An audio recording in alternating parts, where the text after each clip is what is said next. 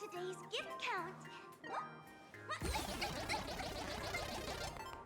So much enthusiasm.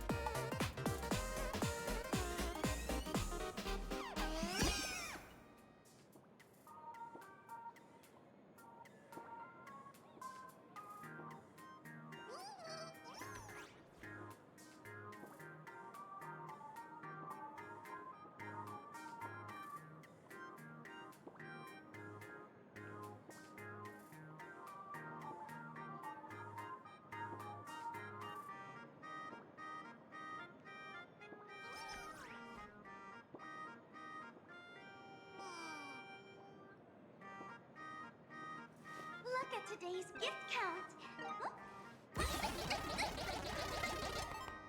So much enthusiasm.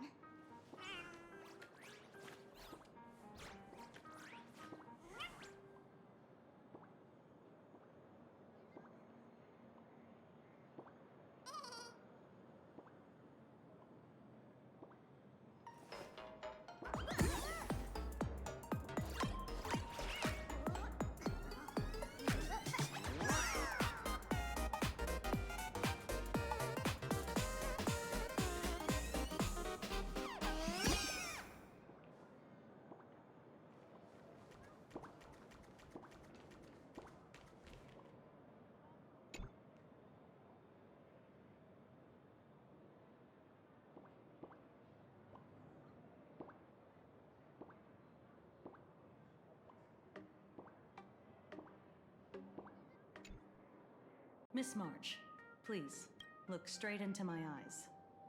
Just like that. Perfect.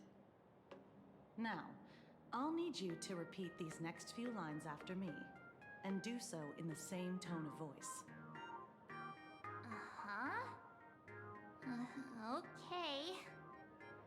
The sky is blue, not a dazzling display of sparks. The sky is blue, not a dazzling display of sparks. Though dazzling sparks may light up the night sky, they can never outshine the eternal silence of stars.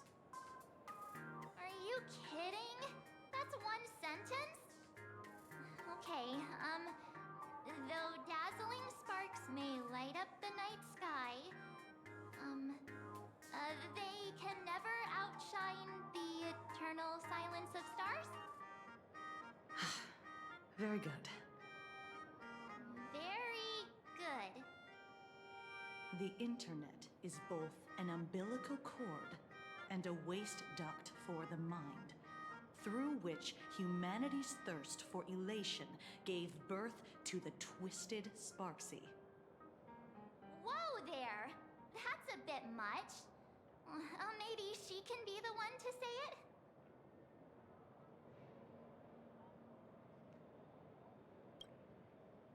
These are the test sentences I improvised according to the guidelines from the Human and Intellitron Emotional Baseline Test. I carefully observe the subject's micro-expressions and tone changes at the moment they say the name Sparksy, to check if they are infected by a mimetic virus. So I passed the test, right?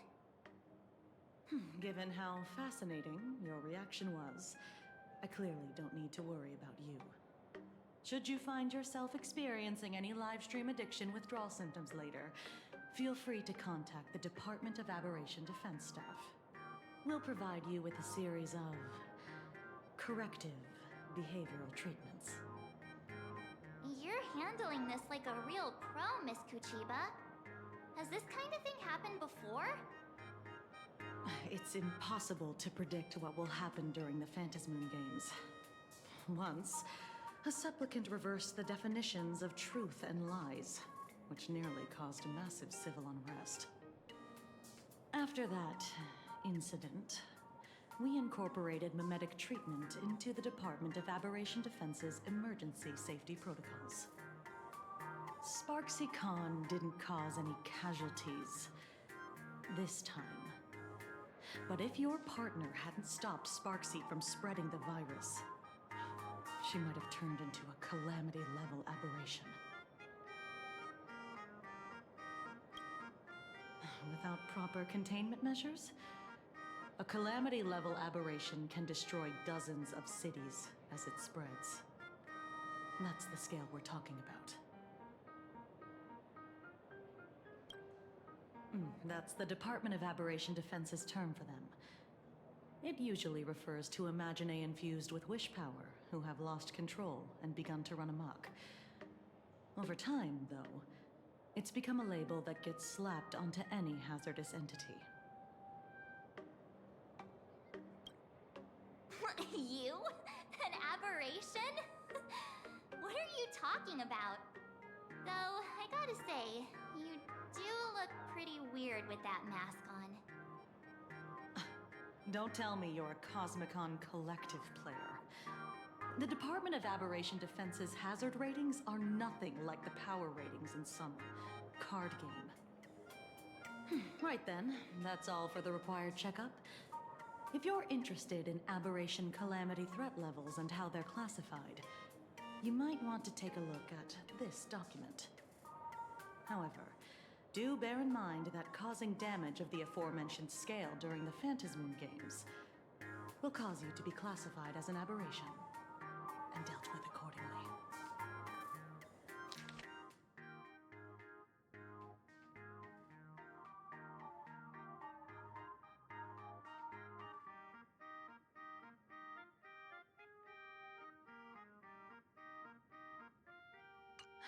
Before I leave, there's one more thing I need to tell you.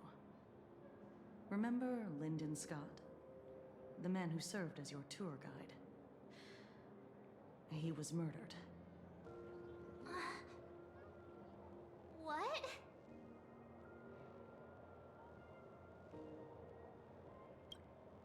Yeah, the Scott we knew was, a really tenacious opponent.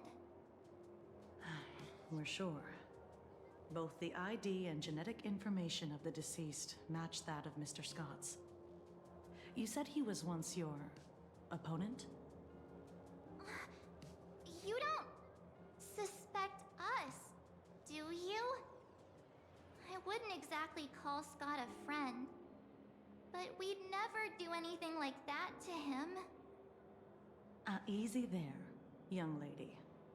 I haven't even started asking questions yet. Of course, there's no way the renowned heroes of the Express would harm some lowly IPC employee simply because they had a problem with him. More importantly, both of you have solid alibis. The initial results of our investigation suggest his murder might be connected to the Phantasmoon Games. I'm informing you both of this to warn you, to be extremely careful. The Phantasmoon games are far from a simple game intended for passing the time or relaxation. Anyway, I wish you success. Farewell. Scott. Could he actually... I just can't believe it! But it was Miss Kuchiba who told us, so... it must be true. So, the Phantasmoon games. Pretty frightening, huh? What's your take?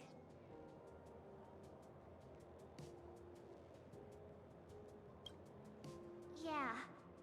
Even though Scott pops up now and then to give us a bit of trouble, I still feel bad about him dying so suddenly during the Phantasmoon games like this. And without even knowing why. If the killer is here for the Phantasmoon games, they might become our enemies soon. The Phantasmoon games.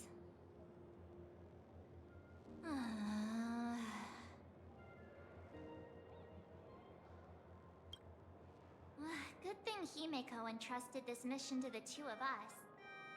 Who would have imagined that the Great March herself would be stopped at the doorstep in the very first round? Forget it. I'm not like you. I was never hero material to begin with. Normally my hands can't even keep up with my brain when I play video games. You're definitely the right person for the Phantasmoon games. It's just such a shame. We finally get a chance to vacation in Himeko's hometown. And I thought we'd make some happy memories together. But...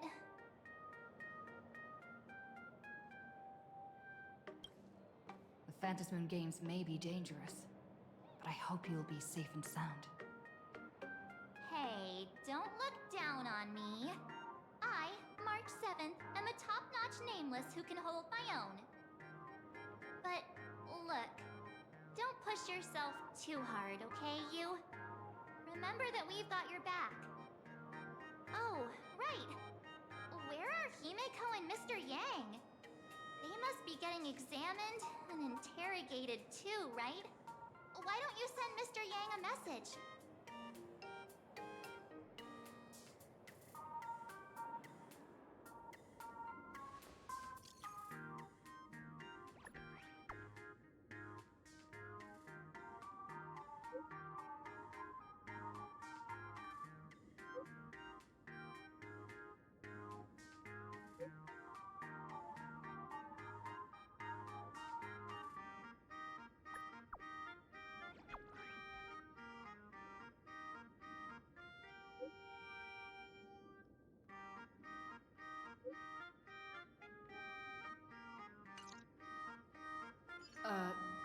Mr. Yang said he wants to hear what happened between Himeko and her dad. Can't blame him for being curious. I really want to know too.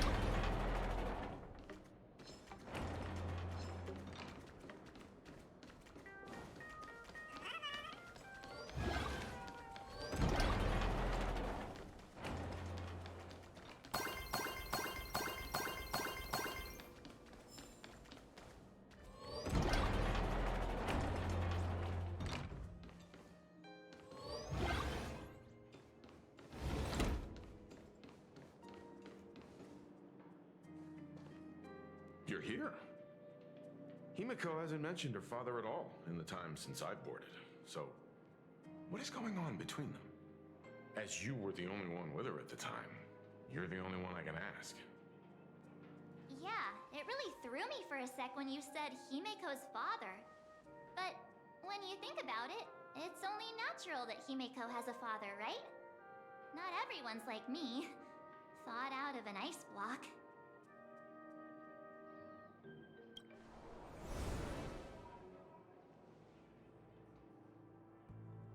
"15 years ago, the Phantom Moon Games of that year came to be remembered as the Blood-Stained Games. So many parents lost their children. So many people lost those dearest to them. One of the victims was my very own daughter. Upon my return, I stood before the grave where she was laid to rest. Her name was Himeko. So, this lady who bears her name, who exactly are you? 15 years ago, when I made up my mind to join this Phantom Moon Games, my father wasn't with me. Even as I fought for my life against the Herald of Death, my father was still off somewhere, wandering the cosmos. Strictly speaking, ever since I can remember, his presence in my life has been as thin as the air in space. So, I would ask you, who bears his name, who exactly are you? Well. Look at you. What are you getting so worked up over? Just a joke. A joke. It's been 15 years after all. And you've grown into such a fine young lady. How could you expect your old man to recognize you right off the bat? So, what's with that gravestone I saw with your name on it then? When you don't know if you'll live to see tomorrow, there's nothing strange about getting your affairs in order in advance, is there, Mr. Ryusuke? Mr. Ryusuke? How could you be so formal with your own father? At least call me Dad like you used to, okay?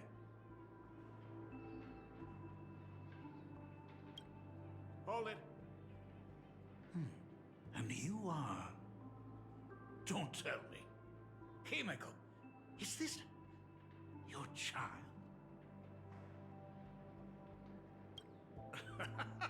I haven't seen you in 15 years, and now I'm a grandfather. Wait, who's the father? That's enough! You are looking at my colleague, a new generation of Trailblazer, my friend and my companion on the Astral Express. Do you understand now, Father? You hear that? She called me father. Hello there, my friend. Sorry about that. I thought you were Himeko's daughter for a second there. You must forgive me. I'm just an old-timer who's lost touch with the times. I'm a painter. Most of my work involves traveling to different segmenta to complete commissions for my clients. Himeko. I know I've let too many chances to spend time with you slip away. Just slip away? The first time we met was at Mother's funeral, when I was already 6 years old. Let's put that aside for now. Were you also too busy with work when I was suffering from a weathering curse? You might not believe me, but I've been running around for your sake all this time. All these years, I've been trapped in this room that represents the past that I imaginated. And I've never left it. You didn't know about me becoming the Express's navigator either? 15 years. The express never stopped here once. You didn't even leave behind so much as a single word to indicate you were still alive. And the Department of Aberration Defense completely sealed off all records of what happened during those Phantom Moon games. I did hear many rumors about the Astral Express, though. I even saw the navigator's name. At first, I thought it was just someone else with the same name. And even when curiosity drove me to look up your picture, I still didn't dare believe that the woman so full of poise and grace was my daughter. She'd grown up safe, becoming a living legend in her own right. I thought about contacting the Express, but what if their navigator was just someone who happened to share the same name? I've been clinging to an absurd notion that if I never sought the answer, there was still a 50-50 chance my daughter was still alive. But if I found the answer, and it was no, then she would truly be dead. So, Himiko, how did you... I'd rather not tarry here too long. I'll be taking my leave now, Dean. The Express has defeated the supplicant that occupied this school and prevented another tragedy like the one 15 years ago. Now it's time for you to fulfill the duties you failed in back then. Go comfort those students, and see if you can't figure out how to deal with the media bombardment while you're at it.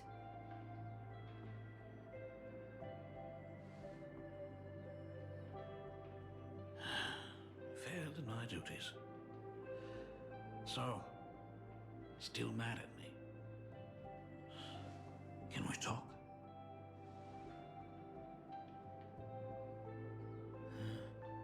Sorry, kid. This might be a bit abrupt, but... has Himiko ever mentioned her surname to you? I'm a failure of a father. I broke her heart. But what exactly happened 15 years ago? I can't believe it. She actually survived the weathering curse.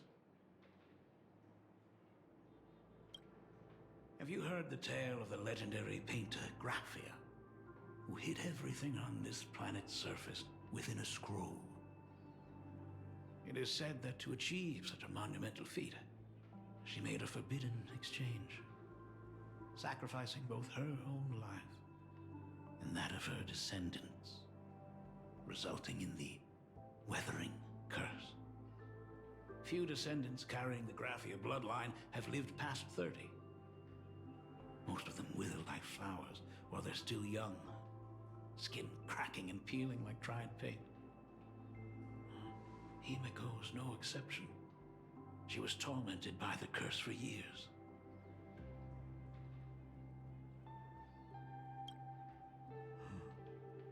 What I did doesn't matter anymore. The Elixir Seekers' folk remedies, the Intelligentsia's guild treatments. I tried them all, but nothing could reverse the curse. All the time spent searching for cures only resulted in me not being by her side when she needed me the most. In the end, I am nothing but a useless father. I'm just a useless son-in-law who married into the family. Strictly speaking, I can't really be considered a Graphia descendant.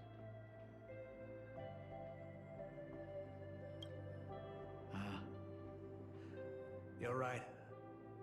I just didn't realize it quickly enough. How she got through it, how she survived, none of that's important. What matters is that my daughter is back. That's all I need. If I may ask a small favor, would you mind showing me where my daughter works?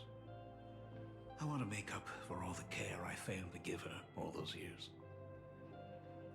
I want to get to know my daughter better.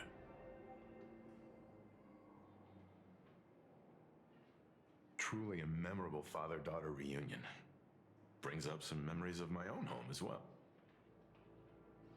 There goes Mr. Yang with that knowing look again. Just what kind of parent-child relationship are we talking about anyway? When I was a child, my parents were also always busy with work and were unable to spare a moment for me. As a child, I couldn't help but feel resentful. It wasn't until I became a father myself that I understood how they felt when they were forced to sacrifice the time we could have spent together. So, did you already promise to give Mr. Ryusuke a tour of the Express? Thought as much. After all, it's Himeko's dad. So, where is he? Ah, everyone's here. Sorry to keep you all waiting. I'm truly grateful to all of you for looking after my daughter. Not at all. She's the one who's been taking care of us. Would you all be so kind as to show me around?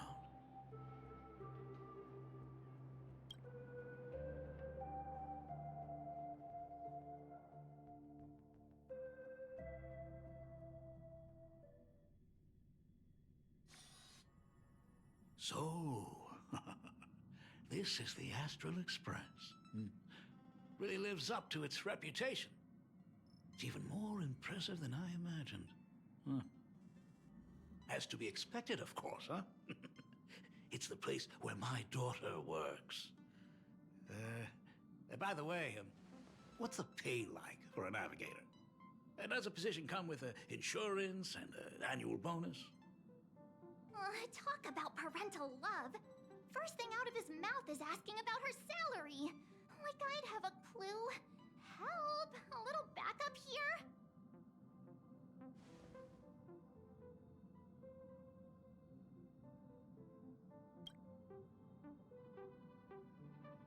Hey, that's not totally true. We get some spending money every time we stop somewhere. What? No income? Don't tell me that everyone working for the Astral Express is actually doing volunteer work. I mean, I guess you could say that. But actually, it's more like... I'm butchering the explanation. Anyway, it's nothing like what you're thinking. Mr. Ryusuke, please rest assured. None of the Express crew ever lack for money. We not only receive support from members of the Genius Society, but also from prosperous commercial worlds, such as the Planet of Festivities. Ah, good, good. Hearing you say that is a huge relief, Mr. Yang. Speaking of which, what kind of work does being a navigator generally entail? Don't you underestimate Himeko either. Her daily duties include, charting navigation routes, calibrating warp jumps, and technical maintenance. Not to mention she's always guiding the Nameless on missions.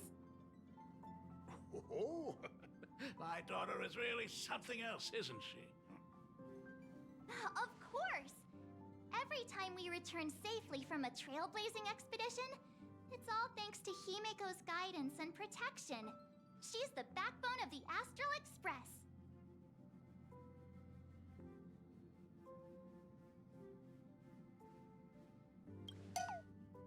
Hey, come on! You're just trying to stir up trouble.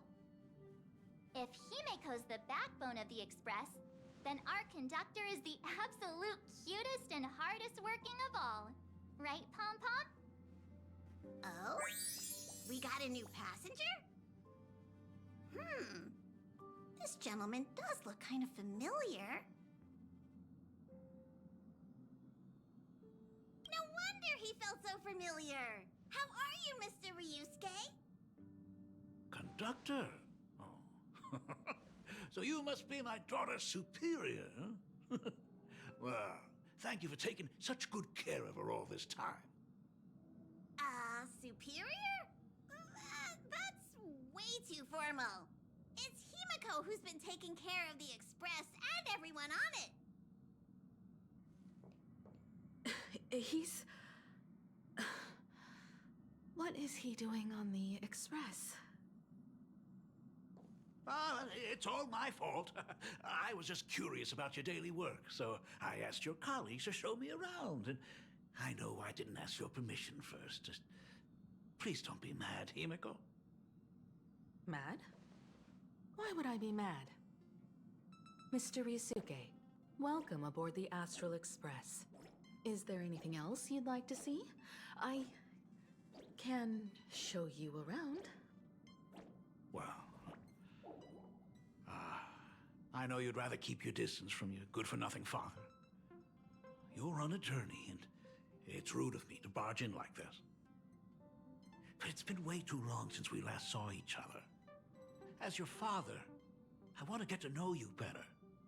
Make up for all the time we've lost. At least while you're staying here. Please allow me to show you some of the fatherly care and devotion I owe you. Will you? Excuse me? Why don't the two of you go to the party car? Shush, get the drinks ready. Shush. All right. I'll go make some tea. That's just our domestic robot's name. Come on, Father. People are resting here. Let's not disturb them. Oh, and, come with us.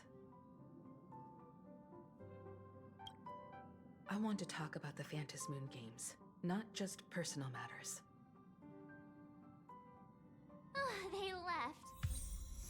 Whoa. That's the first time I've seen Himeko be that cold to anyone. Oh, what are you still doing here? Himeko asked you to go to the party car. I get it. Reunions are private, and you don't want to spoil it for them. That's fair. It won't hurt to give them some time. I hope a drink will help the two of them set aside their past differences. If they do argue, I'm counting on you to play peacemaker. So that's Himiko's father. No wonder he looked so familiar.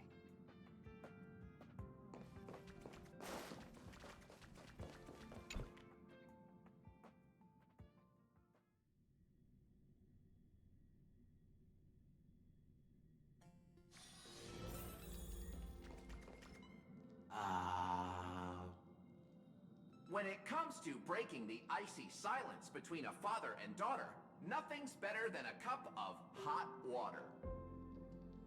The person who drinks it will yelp, "Hot!" and be immediately met with a concerned, "How could you be so careless?" from the other party. And just like that, the conversation starts flowing.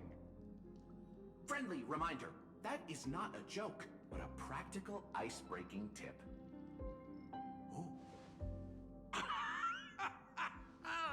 Your robot is hilarious. I'm surprised how relaxing and comfy the work environment is here.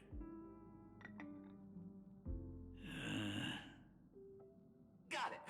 I'll make myself scarce.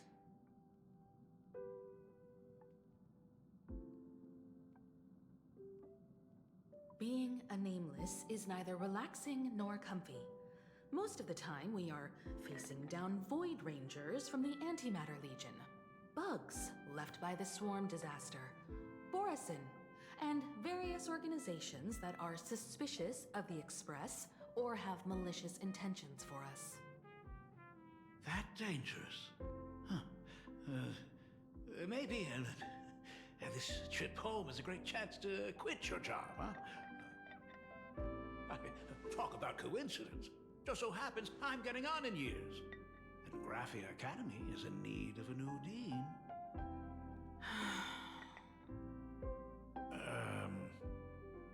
You know that's not what I meant. Once I've set my mind on something, I never look back. Ever since I was 6, when you told me those stories about traveling through the cosmos, I knew that someday I would walk among the stars.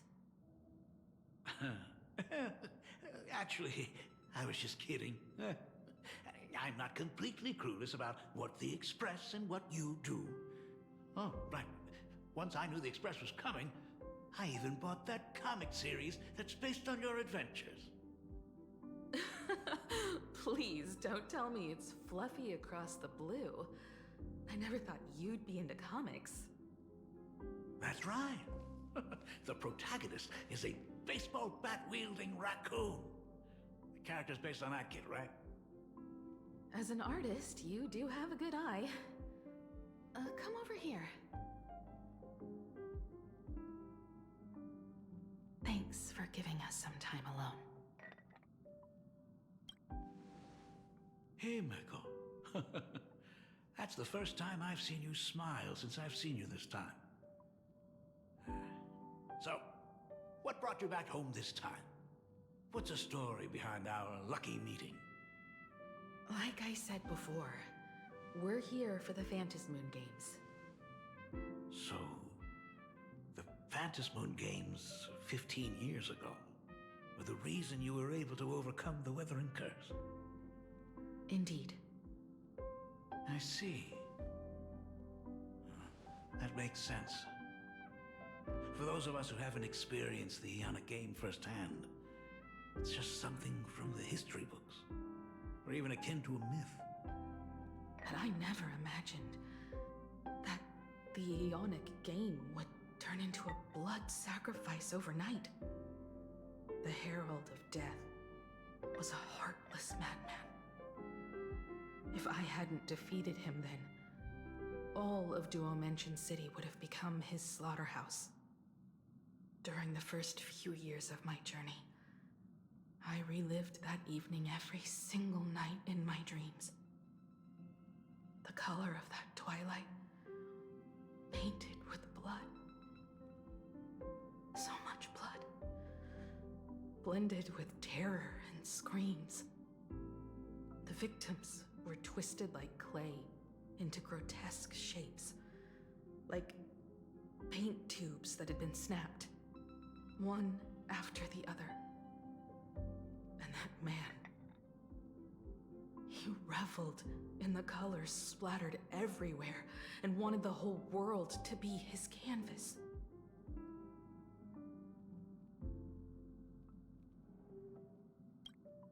Even if I could avenge his victims, in the end, it won't bring them back to life. The entire thing is like a heavy piece of baggage. Only by letting it go can I travel the road ahead more easily. You did your best, and I'm glad to see you made it back here safe and sound. I thought I'd never come back. But the times have changed. The conditions to hold the Phantasmoon Games have been met again. However, to hold 2 games in just 15 years? That in itself is far from normal. Just like 15 years ago, the IPC wants to control everything. However, a game woven by the most fickle of eons is destined to slip through everyone's grasp. I received a report from the Department of Aberration Defense. I'm sure she must also have heard. There's been a brutal incident in Dovebrook District. Someone massacred everyone at the headquarters of the Sinwish Syndicate, leaving a signature that only the Herald of Death would use. The Bloody Bloom.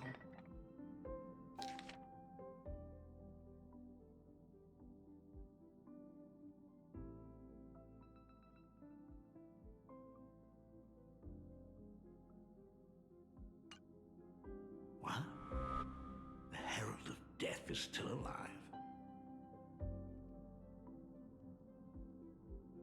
People at the Department of Aberration Defense told me that the Herald of Death was executed after his verdict was passed. Even were he to be resurrected, the rules dictate that the same person cannot become a supplicant twice. Are you saying we've got a copycat? That's right. The Herald of Death has a copycat. But what I find even more worrying is that this Phantasmoon Moon Games has caught the attention of something even more terrifying than the Herald of Death. I believe that whether or not this Herald of Death copycat has a connection to the Phantasmoon Moon Games, defeating him presents an excellent opportunity for you to demonstrate the resolve of the Nameless to the whole of Plain Arcadia.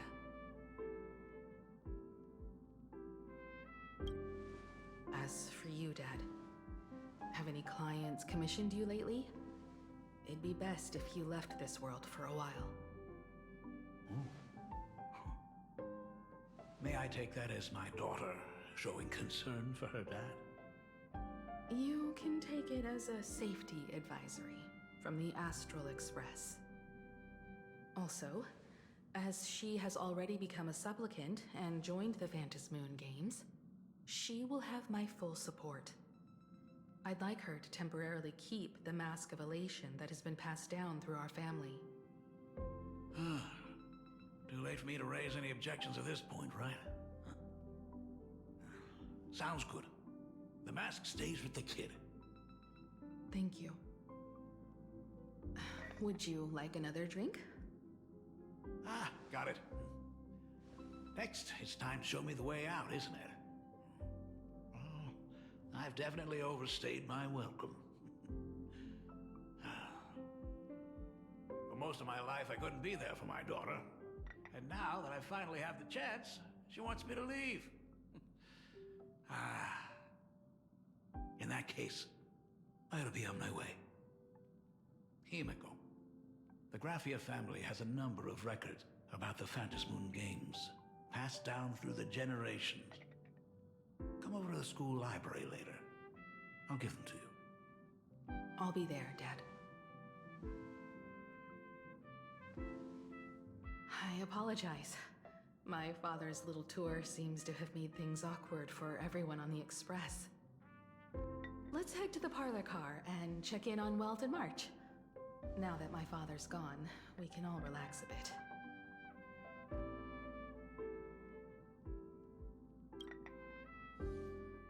Has Mr. Ryosuke left? Yes. I told him to head home for now. After all, what is going on with the Phantasmoon Games has nothing to do with him. I'm really sorry, everyone, for bringing my personal family matters onto the Express. Not at all. Mr. Ryusuke is your family. And that makes him part of our family too. And the most important thing for family is to be together. So he's welcome to drop by anytime. Madame Pearl sent a message to the Express just now, inviting our supplicant to a meeting. She'll have a private car waiting for us. Yes. The meeting won't be held in some stuffy, formal reception room. She would like us to visit and tour the headquarters of a company under her name instead. Himiko, you know about Perlux Corp, right? Of course.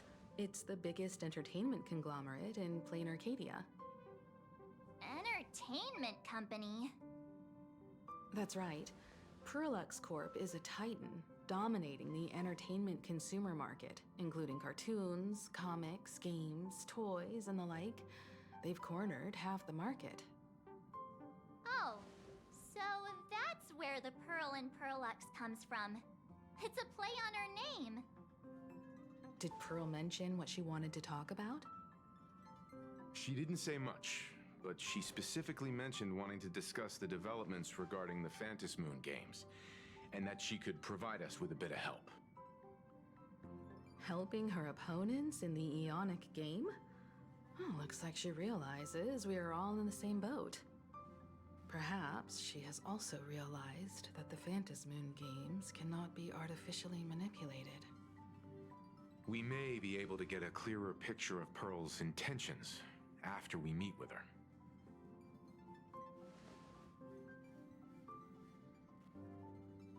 Think about it. You've already crossed paths with key figures from numerous factions, and even built rapport with some. You're already a capable Nameless who can more than hold your own. Though she holds a high administrative position on this planet, Do not forget, she is also one of the 10 Stonehearts. You've already dealt with Aventurine on numerous occasions, so you should have ample experience handling members of the 10 Stonehearts. Hey, don't worry. If things do get messy, yours truly is here to save the day. Looks like March wants to visit too. I'm just trying to look out for her here. Even if things do go sideways, Pearl wouldn't dare get mad at two adorable young ladies like us, right? Well then, I'll leave this meeting to you two.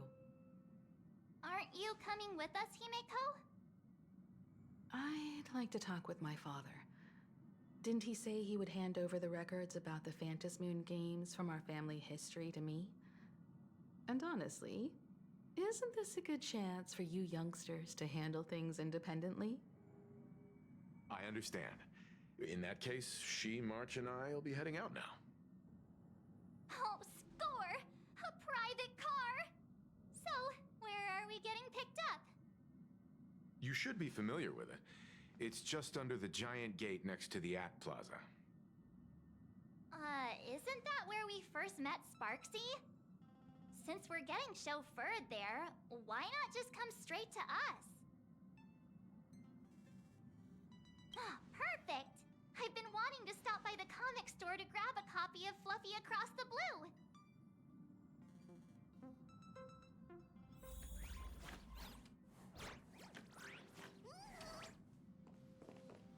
There may be some information in the family records that could help us. It's just that whenever I think about talking with my father, I can't help feeling uneasy. Even someone like me, who's always putting on a composed front, can end up giving everyone a laugh. When you think about it like that, the meeting with Pearl doesn't seem so scary, now does it? Destination Pearlux headquarters. And let's grab a copy of the Fluffy while we're at it. Aw, this is just perfect. We'll head out when you're ready.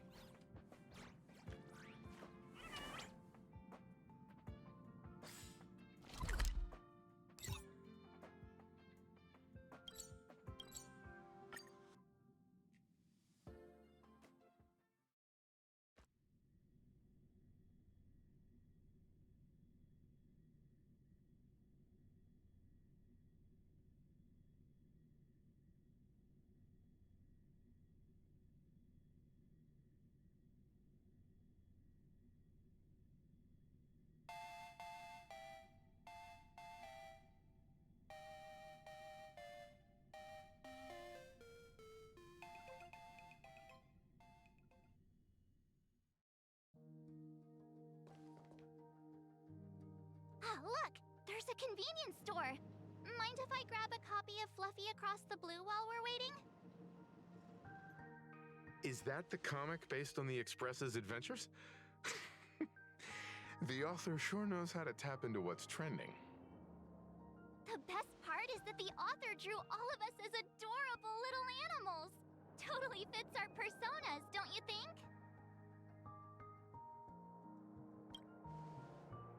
Right back at ya, baseball raccoon. In fact, it was recently announced that the Fluffy is getting an animated adaptation, and the copyright for it is currently held by Pearlux Corp. It's a super memorable comic! No way can I miss getting a copy while I'm here. I promise I won't be long. A couple of minutes, tops.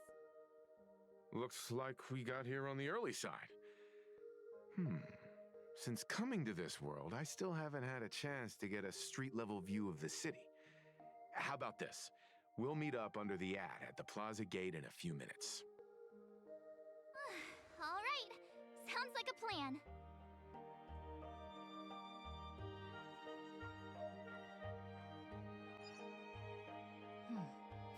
Might as well take a look around then.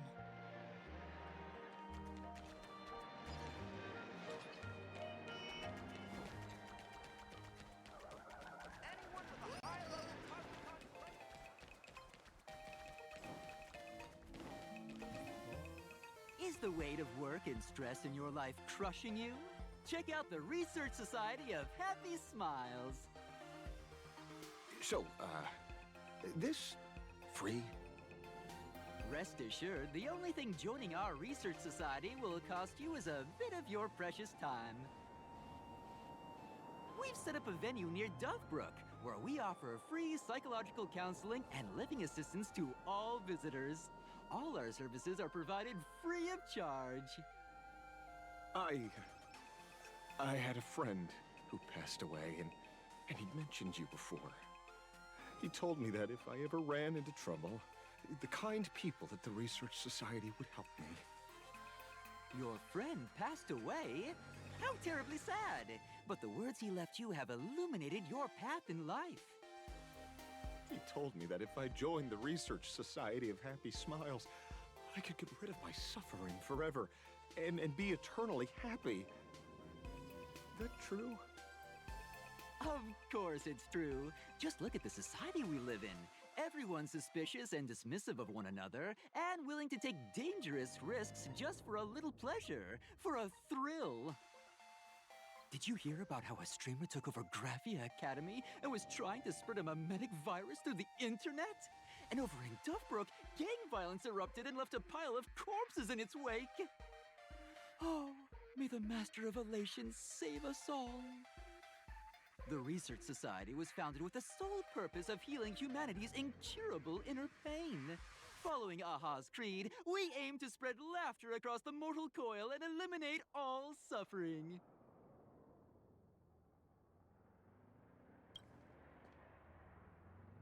Of course it's possible! For this is a world blessed by the god of elation, where Aha has granted us the right to happiness. Have either of you heard about the tragedy of the Bloodstained Games 15 years ago?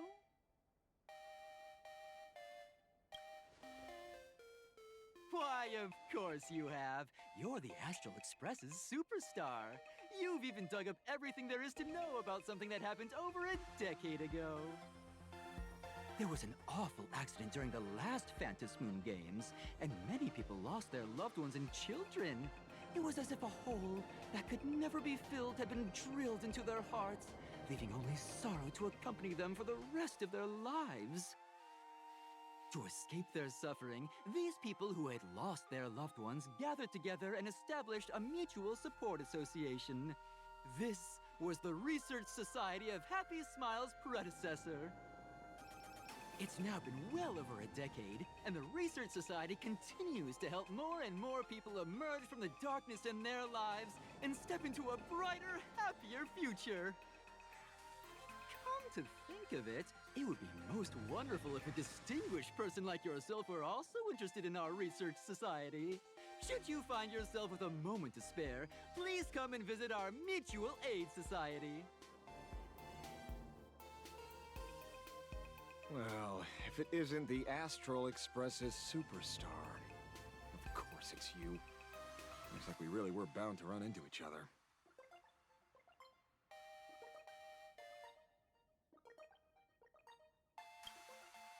I'm here to do my job. Problem is, you've gone and messed up my investigation.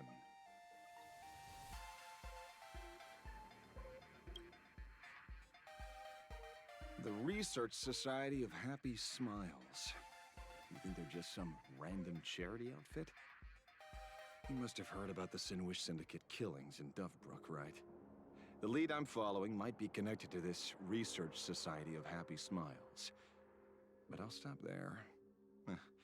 Not like you're going to pay for my intel, and none of this is any of your business anyway.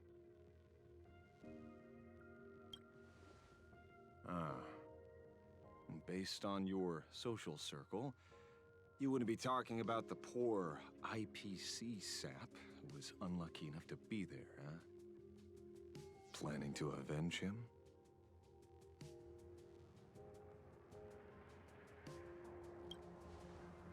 Oh, so your next miracle will be executing the Herald of Death.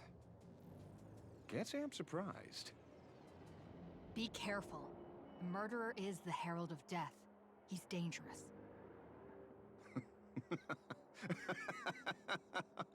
Oh, thanks for your concern. Oh, be careful. Been a hot minute since anyone said that to me. Even so, it's my duty to solve the case. Doesn't matter if nobody pays me. I'll still find the killer and exact justice on the spot.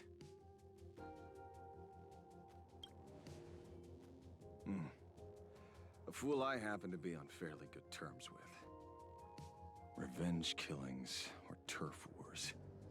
Wouldn't be unusual for gang members to die like that, but dying at the hands of some psycho who kills for kicks? That I can't accept. No matter where you are in the cosmos, which era, regardless of how civilization evolves, some rules will just never change.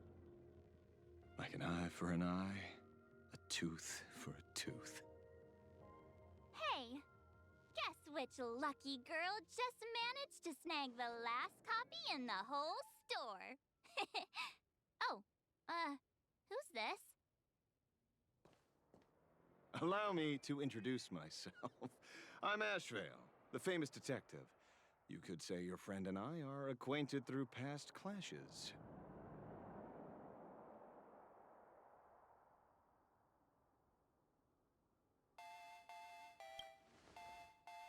Huh. We did have a bit of a clash of opinions back at the tavern, did we not? That's what you meant by clash? Fair enough. First time I've ever heard anyone introduce themselves as a famous detective. Mr. Ashvale? Why are you staring at me? Is there something weird on my face?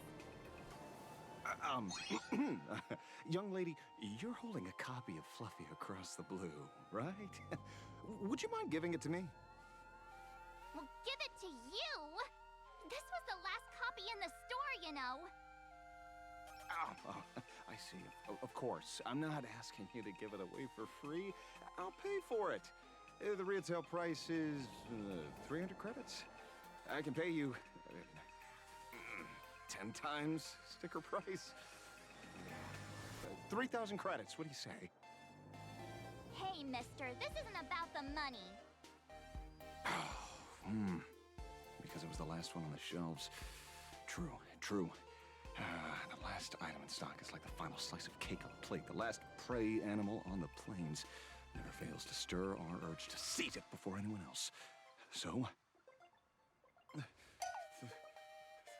30,000 credits. How about that? That's my final offer. I'm not exactly rolling in money here.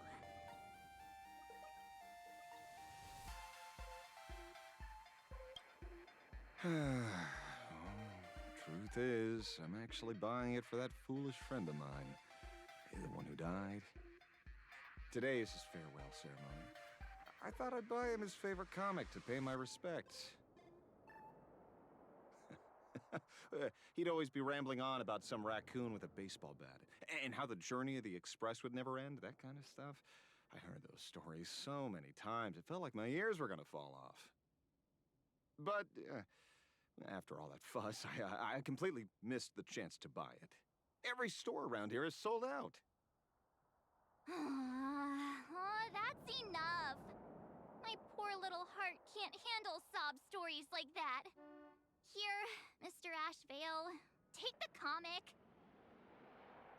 Oh, thank you very much for the comic, young lady.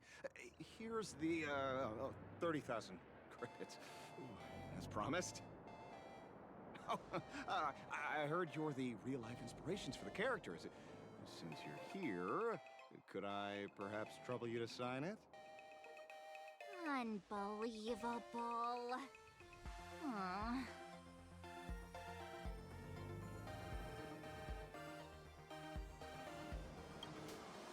Thank you both. If Kostat could see this from where he is now, I'm sure he'd be smiling down on us. As a token of my gratitude, I'd like to give you a friendly word of caution, little girl. I know you plan to target the Herald of Death and cement your heroic image. However, all eyes will be on you during the Phantom Moon Games. On such a public stage, discretion would be wise.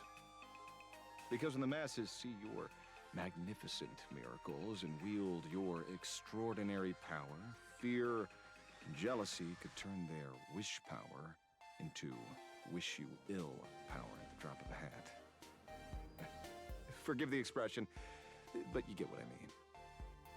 So, whatever plans you might have for this Herald of Death, why not leave the whole messy affair of revenge to someone who couldn't care less about winning or losing? Like me. Just like this comic, I'm dead set on getting him.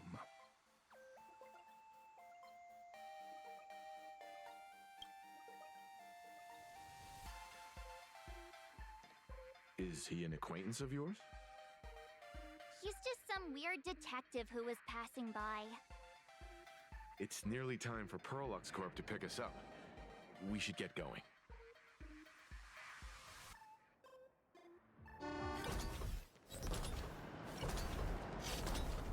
Hello there. Would you like... My life is pretty serious up in here.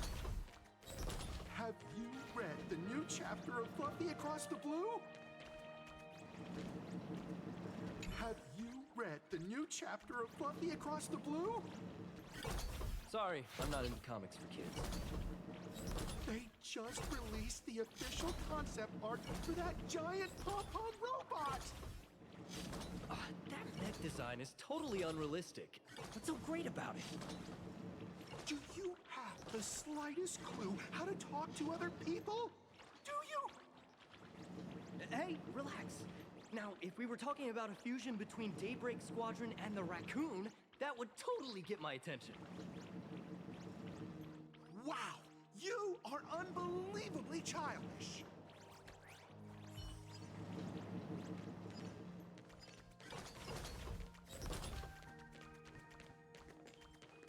Absolutely Hey, you hear the news? There was a supplicant battle at Graphia Academy. Yeah, I saw it. The online forums are already blowing up. The supplicant called Sparksy. How terrifying! Actually using live streams to spread mimetic viruses. Eons, that's just evil! I can't believe the Department of Aberration Defense is letting someone that dangerous run loose! I heard her livestream got permabanned. Good thing that Nameless from the Astral Express acted so quickly. I wonder what the next supplicant will do.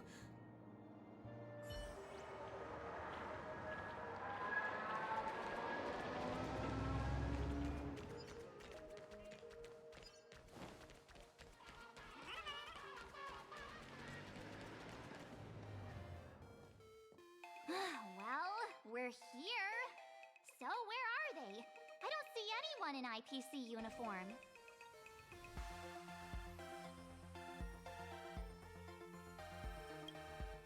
Maybe they got stuck in traffic on their way over. Greetings, crew of the Astral Express. It is my honor to escort you on your visit to headquarters. Mechatron? I am guard number 100086, created by Perlux Corp, a security specialist from the business division. My designated human name is Faerun, said to derive from an ancient language meaning iron. It's a pleasure to be of service.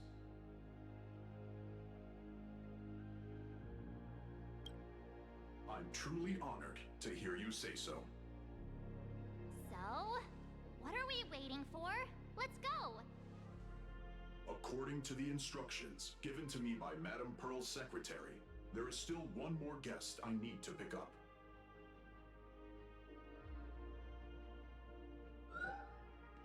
Well, now, how did I not see this coming? Looks like we're going the same way after all. It's you again! Hey, Mechatron, what's the plan? Do we hop into your cockpit, or are you gonna give us all a piggyback while you fly over? Your ride is ready. Please, take your seats, everyone.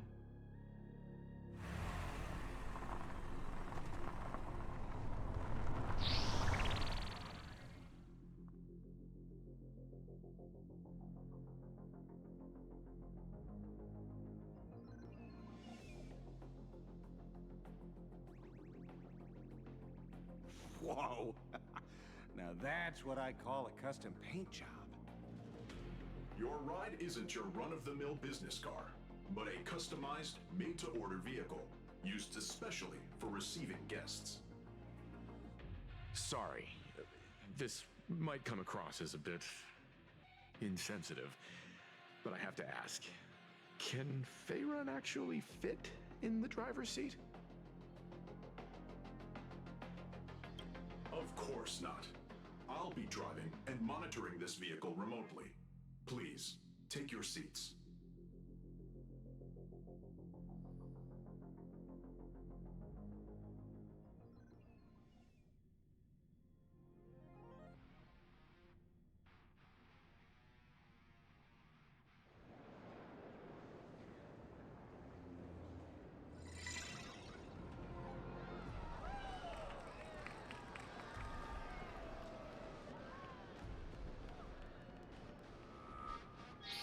Now that is astonishing.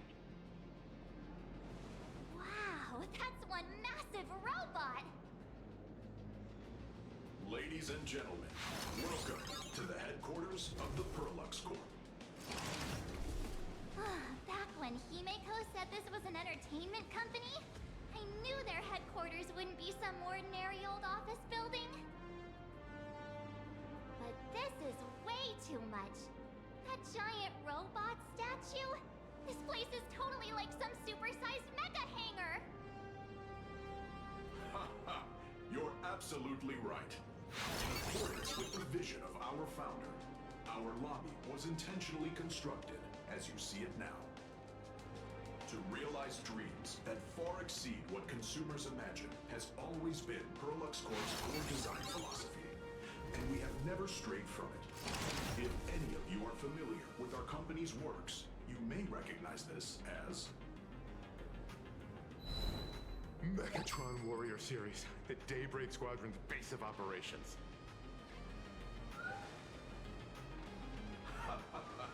Looks like Mr. Yang here is quite a fan of our company's animated works.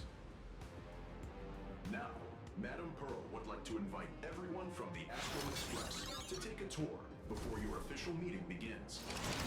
She has arranged for a member of our staff to accompany you, so please, wait here a moment. I understand, Mr. Faerun. Thank you for escorting us all this way. Well then, I'll take my leave. This way, Detective.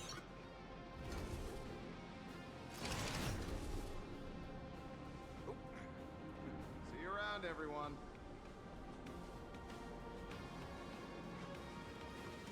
Oh, really? Pearl wants us to look around here before the meeting?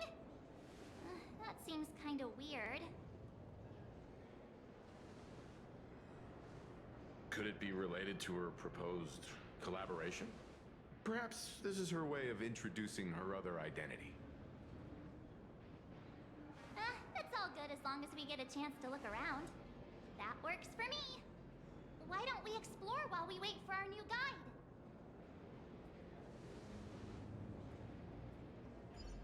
Mr. Yang! Over here, quick, come on! Looks like March's inner explorer has been awakened again. Let's not wander too far this time.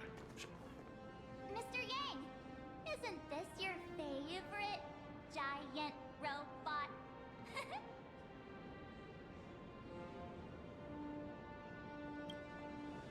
I don't know what to say, except this is awesome! I saw it. Please, just keep it down. We're here as their guests. We should be careful about what sort of impression we leave. Looking more closely, it appears many of this Mechatron's components were never installed. Oh, what a shame. I was hoping to see it finished, to see the completed Mechatron. Imagine how it would look in motion. What a glorious sight that would be. Really? In that case, Mr. Yang, let's hear it. Which one's stronger? This giant robot, or that Arahato you designed back when you were an animator? Seeing as we're on someone else's property, comparing robots from different works would be most disrespectful to the creators themselves.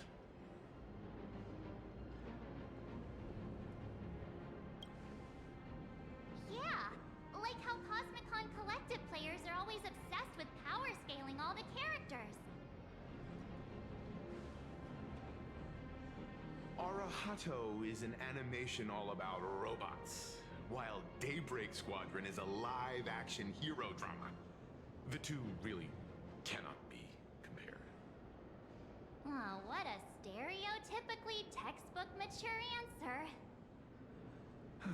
My days of being a hot-headed young man are well behind me, so please, cut this mature old man some slack, would you? We don't usually come to a place this cool. So why don't the three of us take a photo under this massive Mechatron? Now we're talking. Let me set the self-timer, so we can all get in the shot together.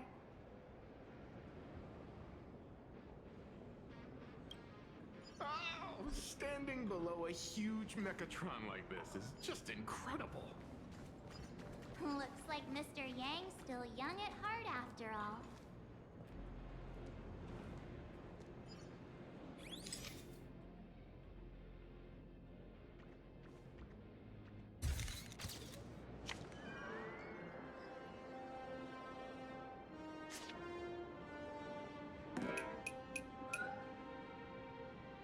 Where did this extra person in the photo come from?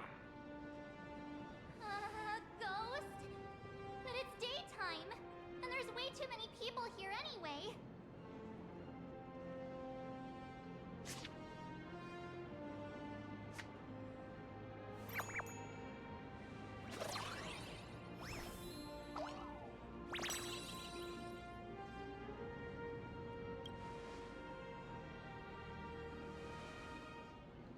Who are you? Oh.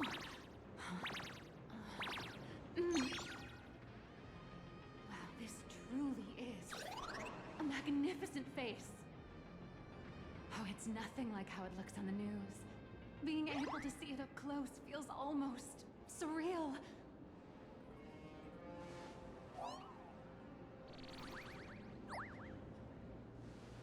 Am I too close? Oh, sorry, my bad. I'm not great with personal space.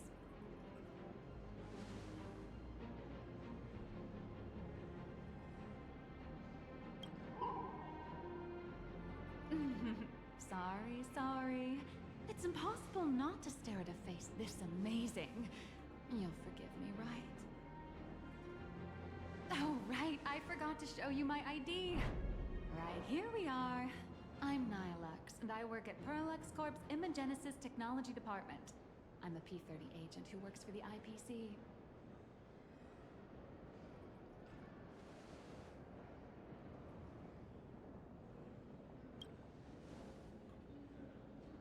So, what brings you here? Oh, Madam Pearl sent me to the lobby to pick you up. All of you are famous super cosmic level heroes whose faces have been all over the news more times than I can count. So of course I recognized you right away and just couldn't help rushing over here to snap a selfie with you. Hope you don't mind. I see. Then, hello, Miss Nihilux. Hello everyone. Starting now, I'll be your tour guide, taking you on a comprehensive and in-depth tour to every single must-visit place in this building. From the Mechatron Imagenesis that managed to pique Mr. Yang's interest, to Miss March's favorite fluffy across the blue merchandise, I'll reveal all the secrets behind our hottest products. Oh, seriously? I can't wait! Of course I'm being serious. If there's anything you want to see, learn about, or even get your hands on along the way, anything at all, just let me know. Why don't we head to the gift shop first? I'll get you all some souvenirs.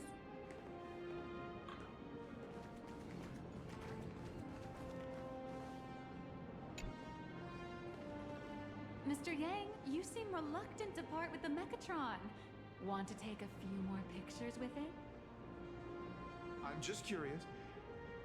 When will this giant robot be completed? Here's a little spoiler. That's actually part of today's tour. We'd like to invite the heroes of the Astral Express to help complete this Mechatron statue. Will it be able to move like the other Mechatrons in Plain Arcadia once it's done? I'm afraid it'll be a bit tricky. You're probably all aware that Mechatrons are imaginae driven by wish power, which means they don't actually have any complex machinery inside them. You know how humans tend to unconsciously imagine inanimate objects as living things that can think and move? It's this empathetic projection that grants wish power to Mechatrons. No, to all imaginae, giving them life.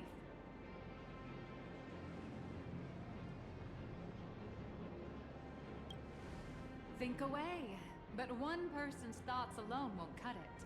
The bigger the imaginae, the more wish power needed to sustain it. We'd need to break free from the mental shackles of impossibility to bring such a massive imaginae to life. That in turn requires stories filled with the grandest of wishes and imaginations that know no bounds. Alas, modern humans think way too practically. People can't help but wonder, how does such a huge Mechatron even move? Given how massive it is, why doesn't it just collapse under its own weight? The tiniest seed of doubt in the giant Mechatron, standing tall astride the Earth, becomes nothing but an impossibility. Maybe it'd have a better chance of coming to life in a more primitive society. Oh, truly a pity. Oh, cheer up! Today's your chance to finish building this massive Mechatron. Think of how many robot enthusiasts would kill for this kind of opportunity.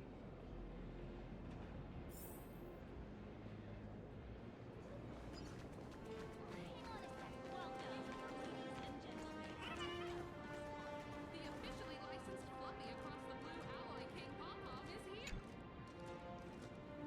There's a saying that goes, dreams of wealth, the heart of a hero, and countless efforts all lead to Perlux Corp. Whether you're a kid or an adult, everyone has their own sweet dreams. Becoming a hero who saves the world from evil forces. Merging with a giant Mechatron to unleash awesome ultimate moves. Yeah! Perlux Corp sells these dreams and makes a killing off of them. If I could have everyone's attention, you can buy models of Perlux Corp's Mechatrons in this area. Among them is the best-selling Daybreak Squadron series. Wow, look at this. It's so intricate. No wonder Mr. Yang's got Mechatrons on the brain. I very much envy the kids here in Plain Arcadia. Back in my day, robot toys were still quite the luxury. Seeing all your eyes light up like that reminded me that I, too, was once young. Back then, there was a stretch when I was so broke that I'd spend ages debating whether to buy a carton of milk from the convenience store. I kept telling myself that I had to work hard so I could get rich someday. So, did you manage to get rich? After years of hard work and hustling, at the very least, I'm no longer young.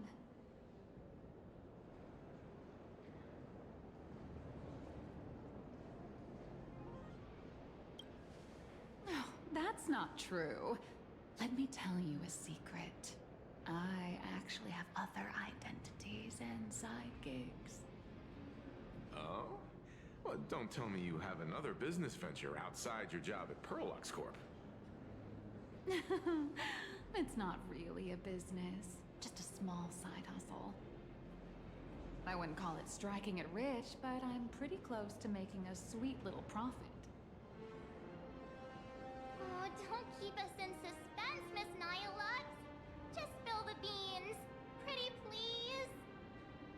You might not believe this, But I have some friends who've been trying to create a decentralized digital currency to fight against the IPC's credit system.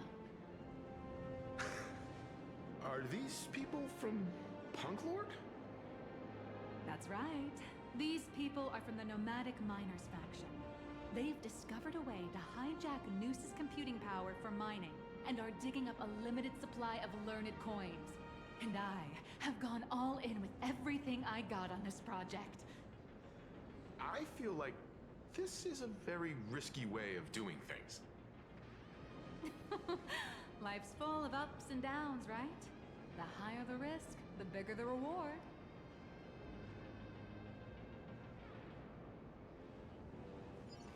You watch Daybreak Squadron?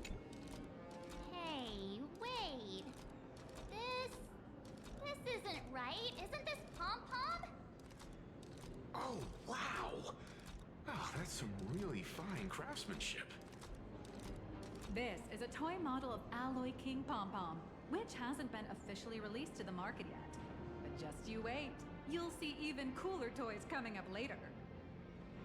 Are you sure there's no copyright issue with this thing? Actually, this is Pom-Pom from Fluffy Across the Blue, which is totally unrelated to the Pom-Pom from Astral Express. King Pom-Pom and Pom-Pom are different characters. You really shouldn't be making cross-franchise comparisons.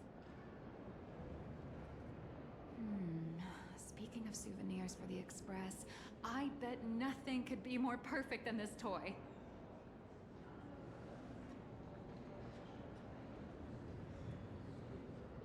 I have a small favor to ask. Would you mind taking a photo with me by that headless Mechatron statue over there? And maybe signing the photo too.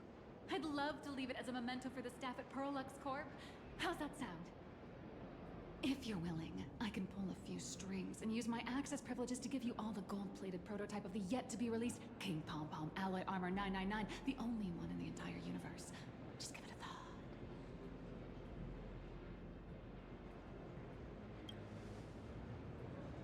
A one-of-a-kind souvenir in the entire universe?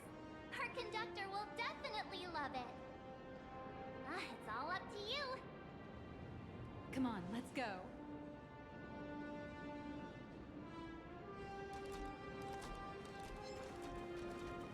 Crush Media.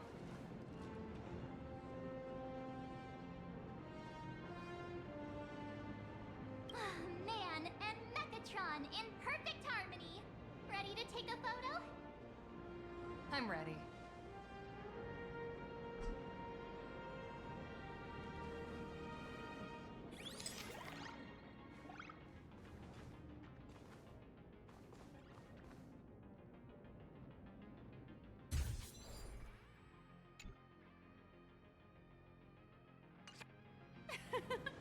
I love this one so much. I suddenly have this selfish urge to keep it all to myself. And don't forget about that exclusive gift you promised. You bet. In fact, I'll throw in a normal edition for each one of you as hush money. Come on, let's head to checkout.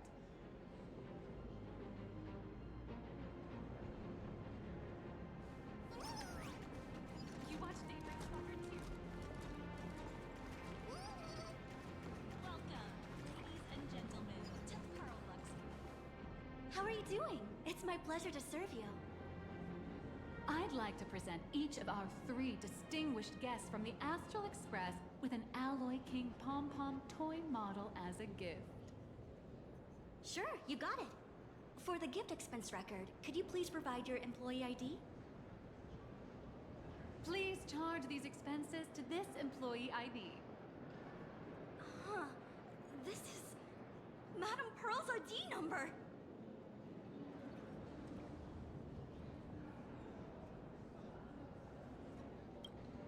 After all, you are esteemed guests invited by Madame Pearl herself. It would only be fitting for the gifts to be presented in her name. I see. Please wait a moment. Your Alloy King Pom-Pom is all packed up. Would you like to take it with you, or shall we use our delivery service?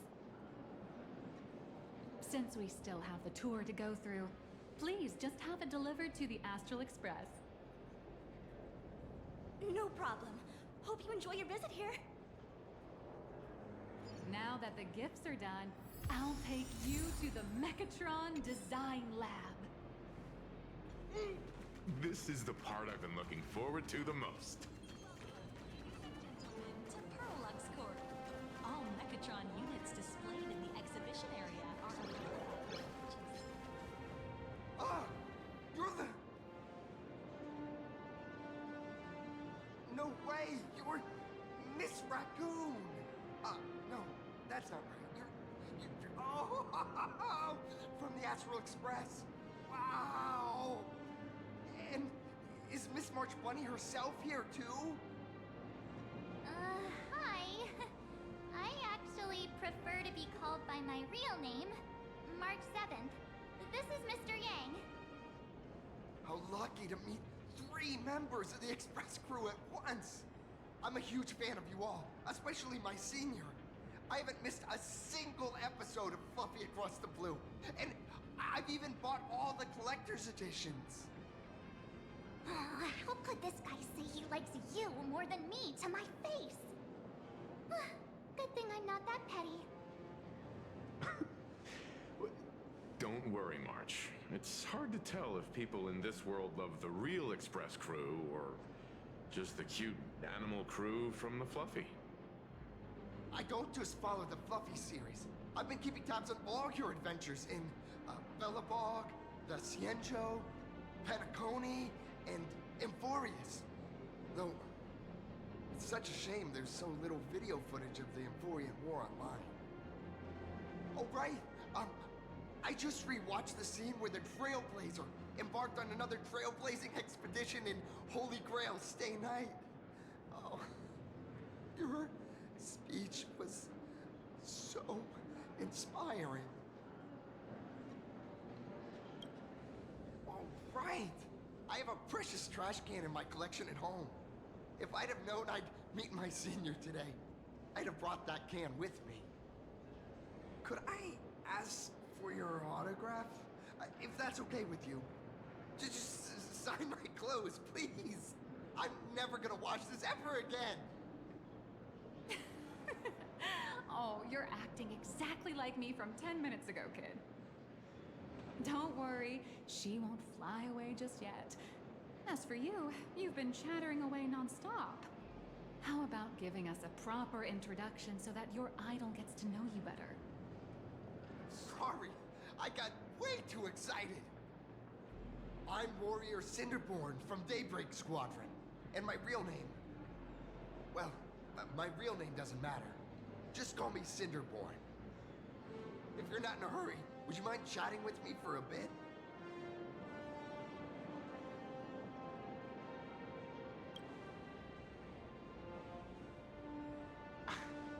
Daybreak Squadron is the most popular superhero drama in Full Wish TV's Mechatron Warriors series, following the story of young heroes fighting alongside Mechatrons against the Shadow Slither to save Plain Arcadia.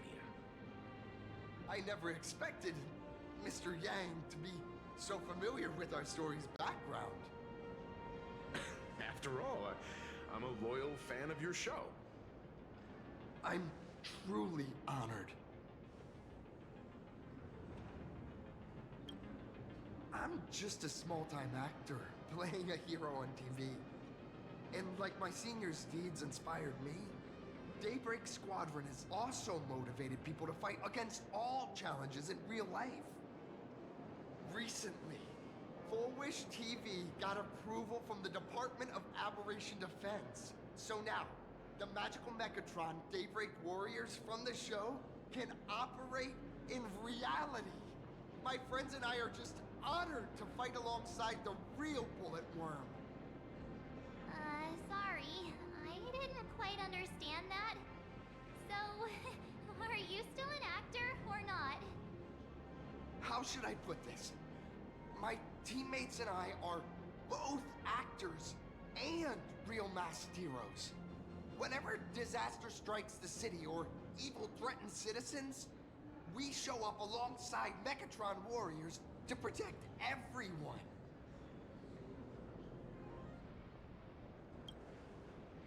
I'm here today to test a Mechatron's performance and do some advertising shoots while I'm at it. Full Wish TV and Perlex Corp have always been partners.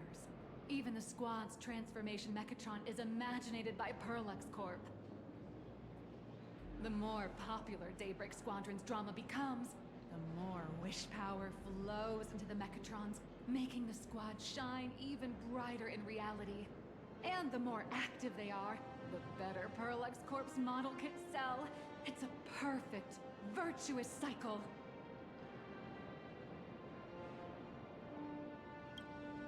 Oh, sorry for taking up your precious time with all this chit-chat. If the crew hasn't visited the combat testing area yet, I'd like to volunteer myself as my senior's opponent for the test. If that's all right with you. The hero of the Astral Express gracing us with guidance and leaving some data would surely make the staff here very happy. Oh, what perfect timing! The combat testing area is also part of today's tour. That's the weight of fame for ya. Don't let down those kids who look up to you. Honestly, that's my weakness. Can't allow myself to let adorable kids down. First, have everyone take part in the assembly process for the Mechatron in the control room. Then, using this Mechatron as a template, we'll build a smaller unit for her so she can try out the combat test program. So, follow me, everyone.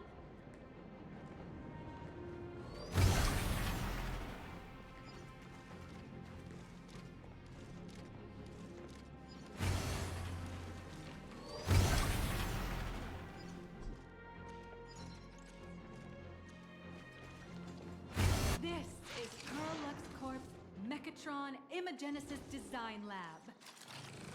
15 years ago, the first Mechatrons of Plain Arcadia were born here, and they immediately gained widespread social influence upon their debut.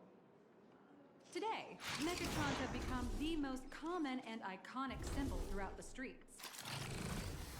You could say that Mechatrons are the first and currently only Imagine that can be mass-produced on assembly lines.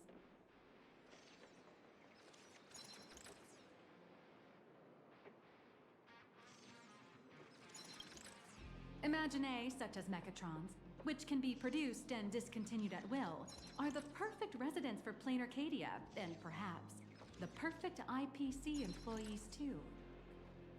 In some people's eyes, being able to create an infinite army of Mechatrons would be even better.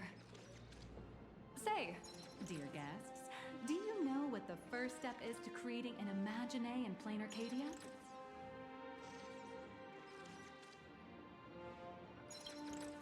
As expected of the Nameless, you're quite knowledgeable about the customs and culture of the world you've set foot in. Drawing the physical form means humans using brushes to give shape to fictional beings, which was originally the domain of professional artists. But here, collective creation and standardized Mechatron blueprints have replaced traditional artwork, improving standardized workflow efficiency and reducing wish power resource waste. In short, this is the industrial revolution everyone's been chasing. Oh, to think that even Imagenesis, a skill as magical as this, could be industrialized. I'm suddenly starting to admire the IPC. That's nothing. Our company aims to create 2 billion Mechatrons for social production and public services before Arcadian calendar 2030. And that includes special combat Mechatrons like the Daybreak Squadron. That's a staggering number. But can the wish power of the people here really sustain so many Imagine? That's why Perlex Corp keeps churning out animations and hero shows one after another. In other places, these are just entertainment. But here, They're legit breeding grounds for spiritual energy. All of this shall serve Madame Pearl's grand goals and ideals. All right, back to square one. First step, let's go print the Mechatron structure blueprint.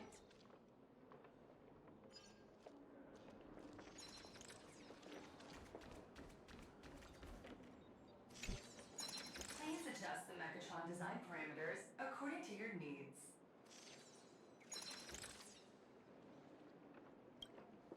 Mechatron assembly blueprint updated. Processing. Printing.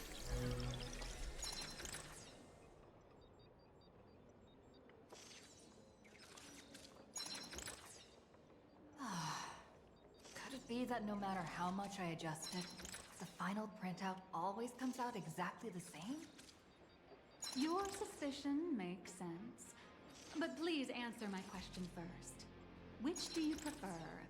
The sense of achievement that comes from hard work, or the convenience of getting things done easily?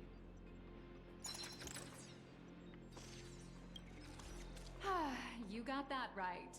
The fully automated Imagenesis blueprint design system perfectly matches your needs.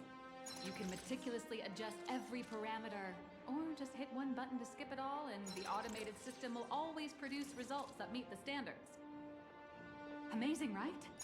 Just like how the inventors on planet Scroolum used to ask themselves, if all their inventions were already pre-recorded in the Supreme Punch Tape, what's the point of inventing in the first place? Printing complete. Please retrieve your blueprint. What you just said is the answer. It's not about the results of creation, but the elation we experience in the process.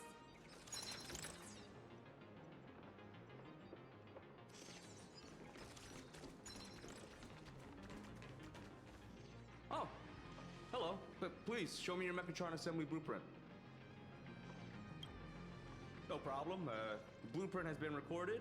The Mechatron parts are ready to go. Hope you enjoy the experience.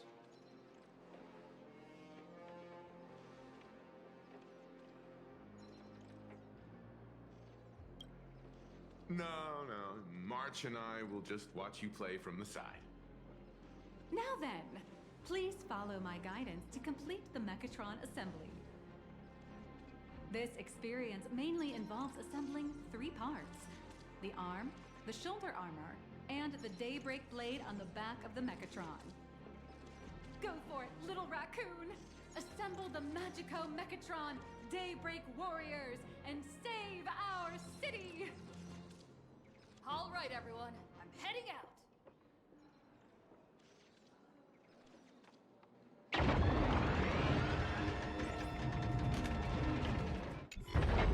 Go now. Your little fans are waiting for you. Go ahead. March and I will watch you play from the side.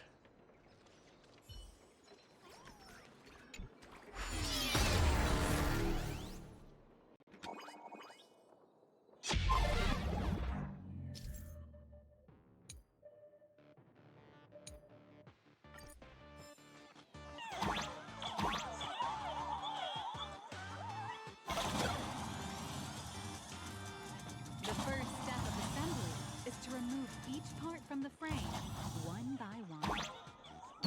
Nippers, hobby knife, sandpaper, sanding stick. Parallax doesn't provide any of these. But don't worry, the explosive device will solve all your problems. Just step on it, bravely.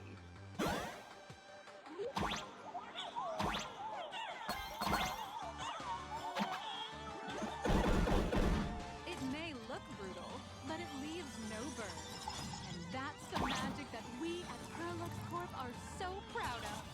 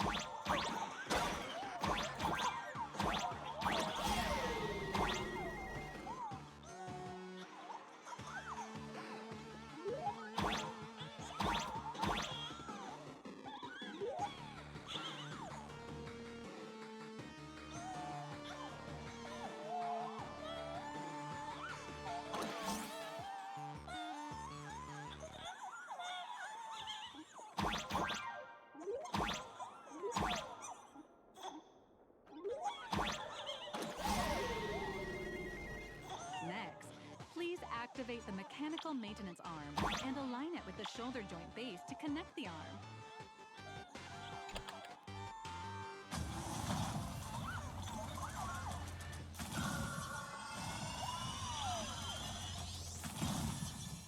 Good.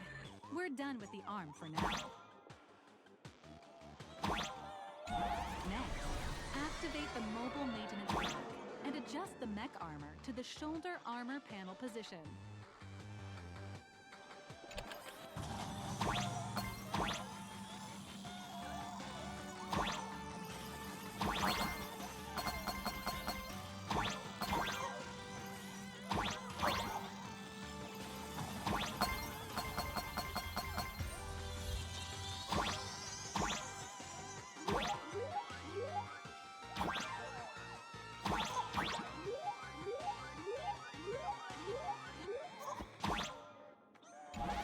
Just like before, the first step is to remove the parts from the frame.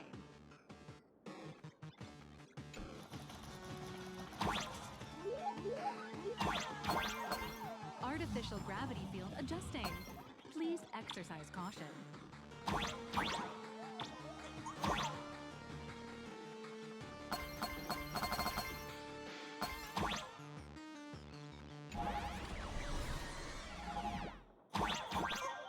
Activate the thruster and push the shoulder armor towards the unit interface.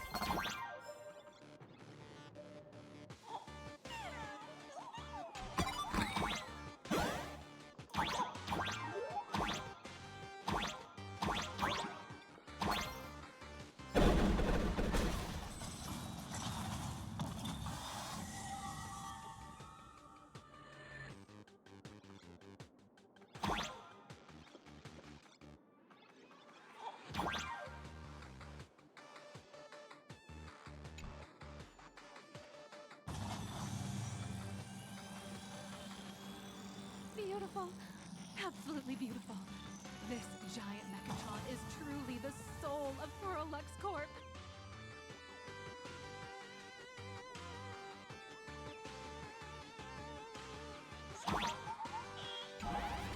Now, for the final part. Please install the Daybreak blade on its back.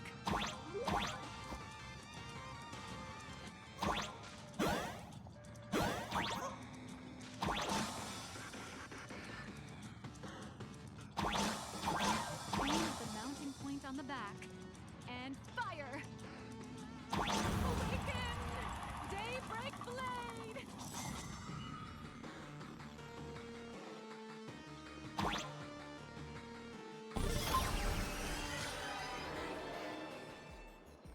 Mission accomplished!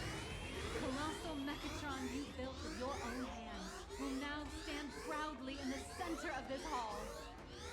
The great hero of the Astral Express has graced this place, left behind a blueprint, and even contributed their own inspiration to the completion of the Mechatron statue. What outstanding promotional material this is for the marketing department.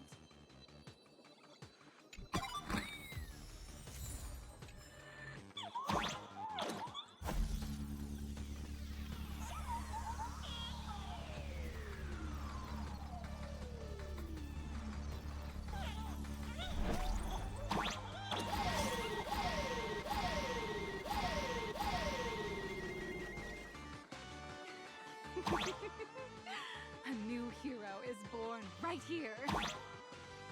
Step forth, Miss Little Raccoon, and become the guardian of Plain Arcadia.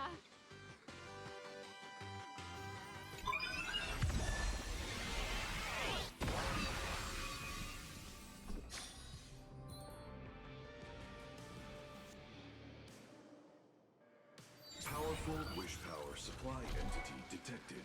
Initiating link.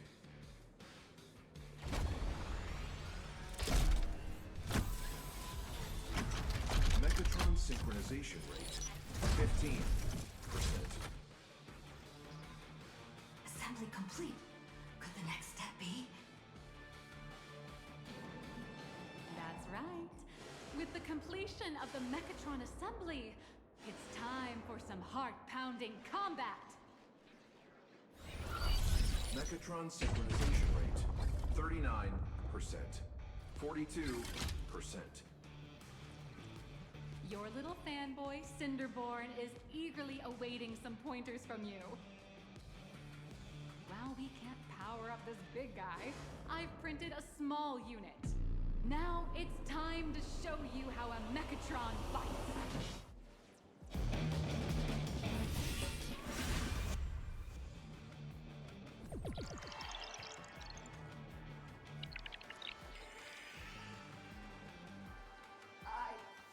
Merged with the Mechatron? Where am I now?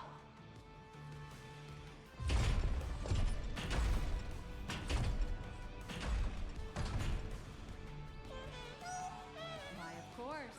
It's the combat testing sandbox. Look, those dazzling colors are like an express train bursting through the stars. Steadfast shield for the people. What a powerful strike! That's our hero, the raccoon!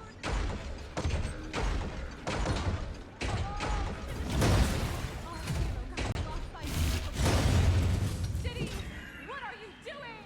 No choice left. Smash it to pieces, hero! Just focus on dealing with the city's crisis and let Madame worry about the compensation.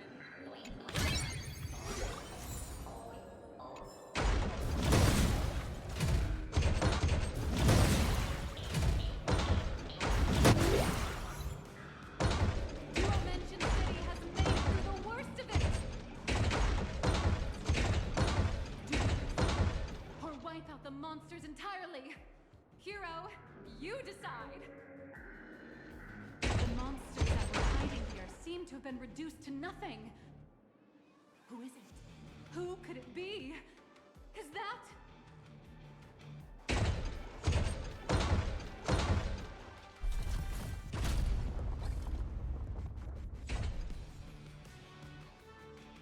Could it be the one and only trailblazer of the Astral Express walking towards us?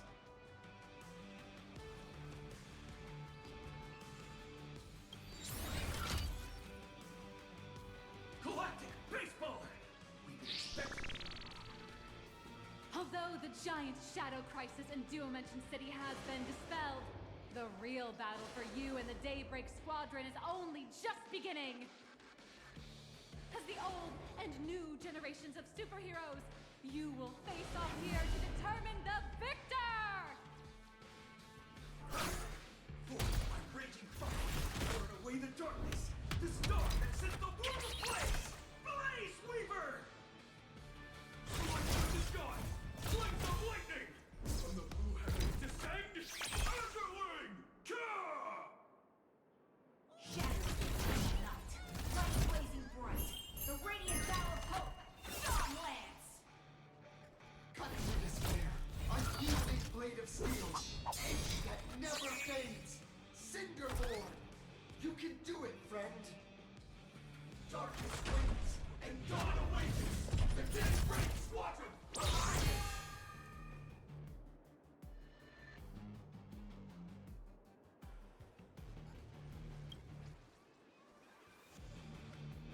This is an official challenge from the Daybreak Squadron, great hero of the Astral Express. If we defeat you, we hope you'll accept our invitation to become the honorary Phantom fifth member of the Daybreak Squadron and help us safeguard the peace of Planet Arcadia.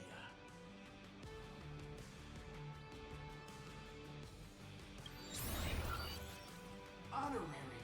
It's an honorary position. Hey, Crest, didn't you have something to tell your hero? Now's your perfect chance.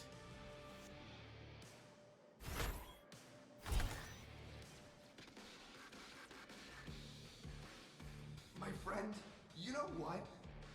Every time I transform into a Mechatron, I imagine I'm you. I think about what you would do when facing danger. It is your adventure stories that give me strength. So I'll give it my all from now on. Please don't hold back.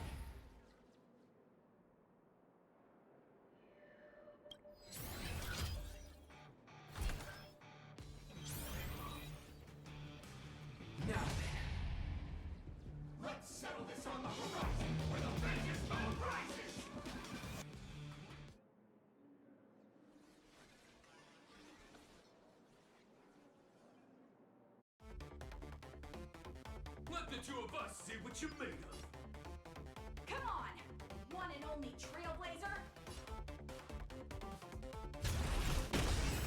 It's your turn!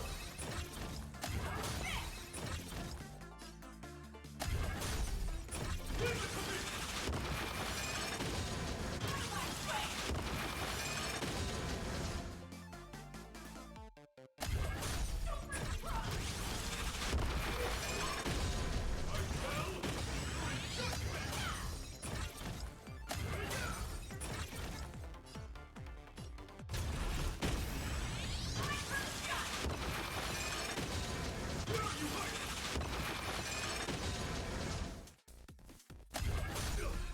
As expected of the Astral Express hero, so powerful!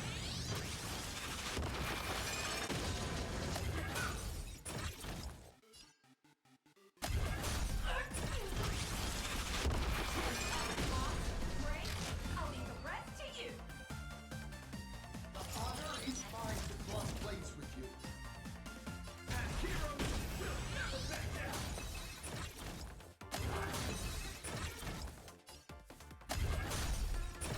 Face your struggle! Don't underestimate me!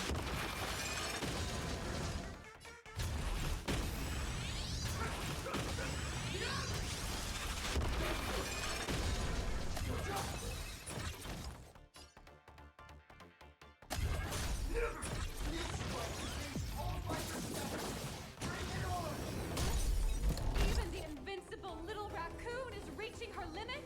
Listen, those are the people's wishes. Power converging as one. That is limitless possibility!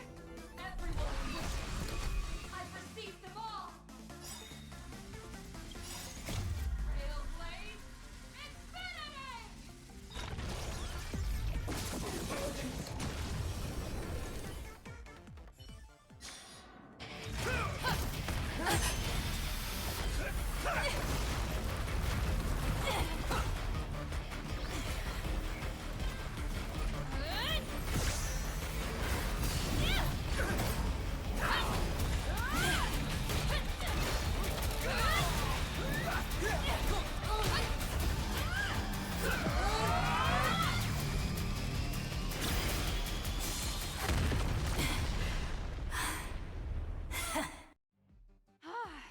You really got into character. That was some great acting.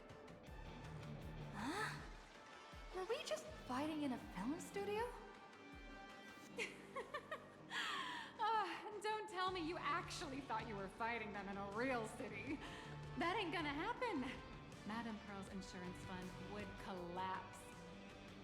It doesn't matter if it was a real fight or a fake one. What matters is your experience. Did you have fun? The user gave us a 5-star review. Thank you for your kind feedback. Your satisfaction and approval are our greatest motivators. Looks like the Daybreak Squadron is waiting for you. You gave them quite a combat lesson, it appears. Why don't you go share a few words with those youngsters?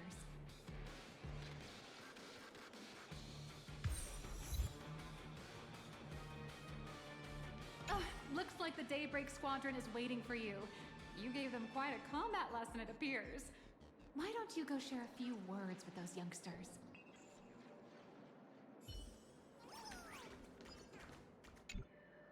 As expected of my senior, that was awesome! My life is now complete. Before joining Daybreak Squadron, Gray had always been your fan. That kid knows every story about the Astral Express like the back of his hand. And he's always looked up to you as his role model. Even as his leader, I'm nowhere near as important to him as you are. Huh, what an amazing battle! Well, more than beating you, we were hoping Gray would leave a lasting impression on you. After all, being remembered by their idol is the highest form of praise for a fan, isn't it?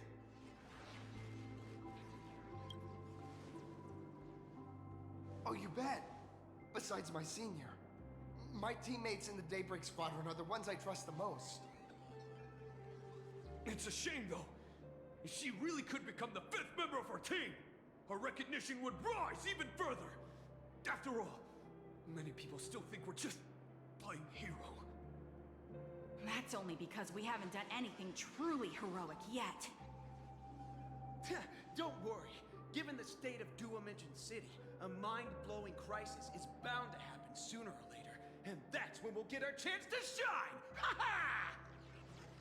Yeah, just yesterday, I rescued 5 people from a gas explosion.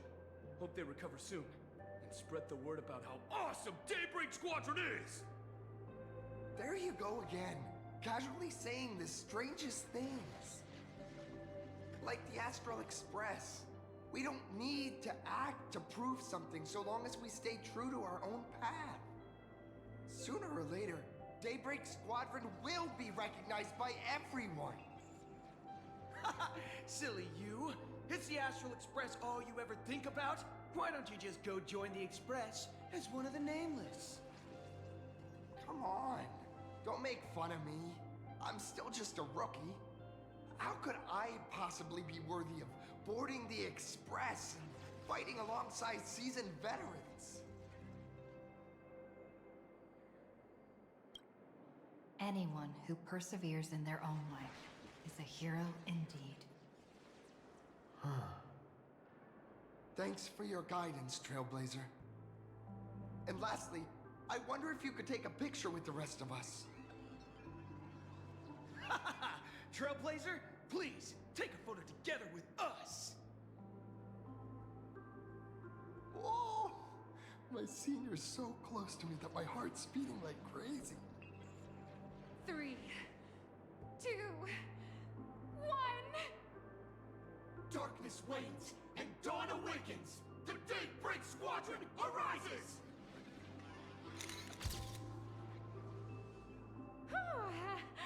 Time's about up. We should meet with Madame Pearl now. Oh, right. Want to say goodbye to your big fan before we go?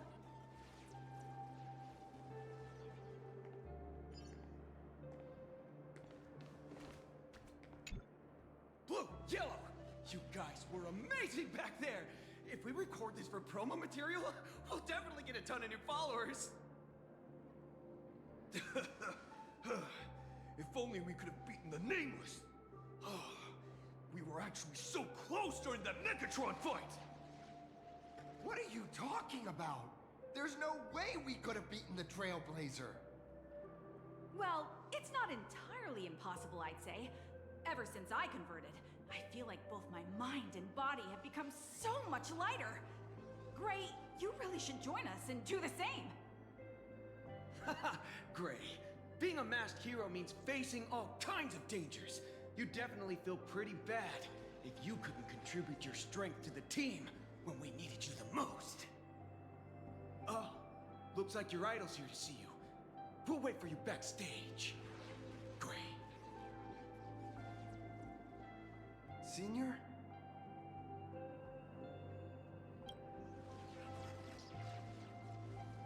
Me? I'm fine. Totally fine. It was no surprise that you took us down without breaking a sweat. It's me. I'm just too weak. I'm always hesitant, whether in combat or dealing with life. Even though I know I can never become an amazing hero like you, I've always been trying my best to get closer to being like you. It's a bit embarrassing to admit, but no one ever taught me the principles of how to live and behave growing up. I dropped out of high school pretty early and started hanging out with street gangs. Every time I threw a punch to intimidate someone, I thought I was being a hero. But when I saw how scared those people were, I had this nagging feeling that maybe I was doing something wrong. Later, when I read about the Astral Express story online and learned about your legendary deeds, I finally understood what it meant to be a true hero. Looking back at how immature and awful I was, I made up my mind to leave my old organization. Now I too have a chance to become a hero like you. Together, with my brothers and sisters in the Daybreak Squadron, I can bring happy smiles to the residents of Plain Arcadia and protect them whenever danger appears. But I'm just too weak. I don't have the immense strength like the Express Nameless. I don't even have any special talents. Maybe I've chosen a path that doesn't really work for me.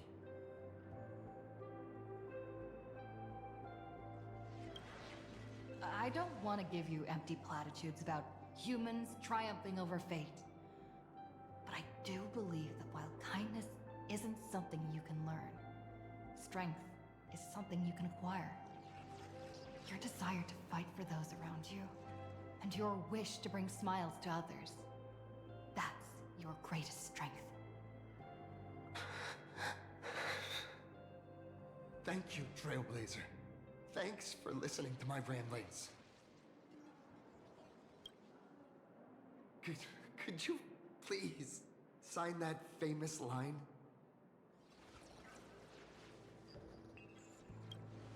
That's the one! That's exactly it!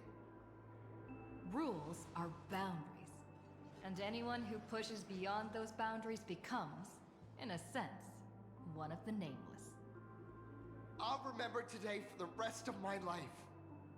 Goodbye, Trailblazer. I hope by the next time we meet, I'll be a true hero just like you.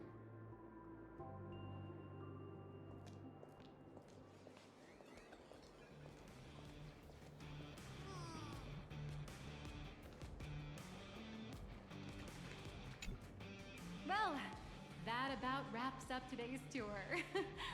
After seeing everything, what do you think?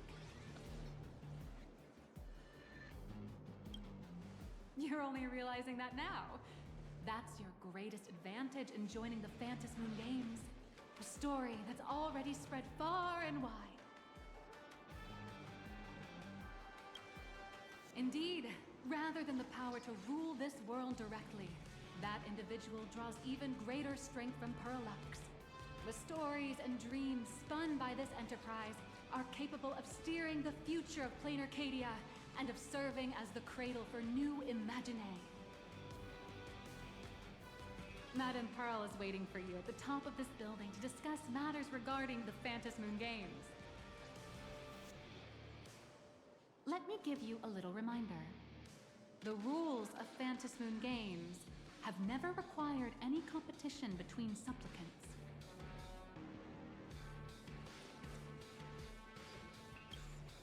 As an IPC employee, I've said far too much. Your friends are waiting for you in the hall. You should go meet up with them. Don't keep them waiting too long.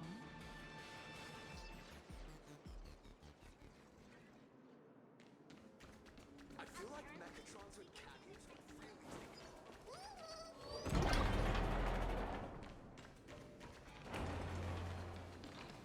Over here! Over here!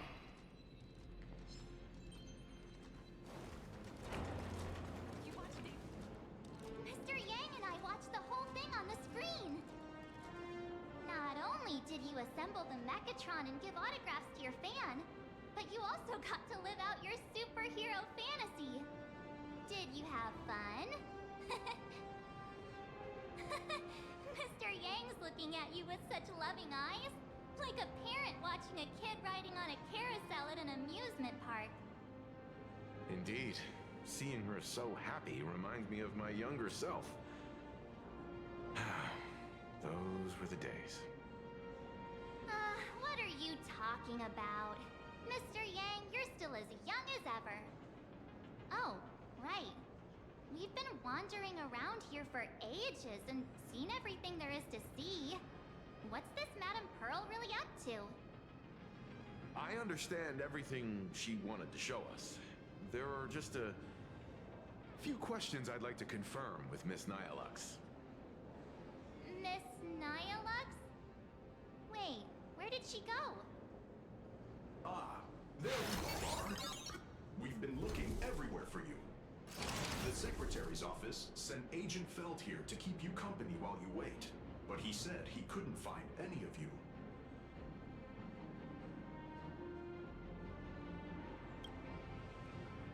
Wait, if Mr. Feld is the one who's supposed to meet us, then who is Miss Nihilux? Miss Nihilux? Who?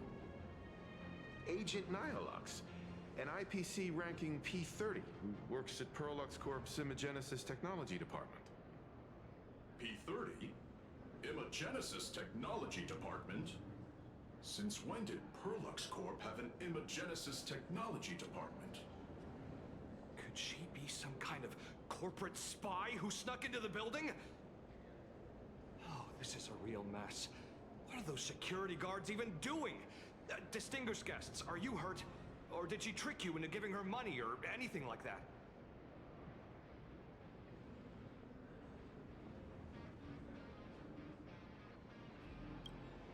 This lady seemed totally legit. She smoothly guided us around the place like a pro. I thought she was one of your people. I need to report this to security right away. She can't have gone far. Let's catch her in the act.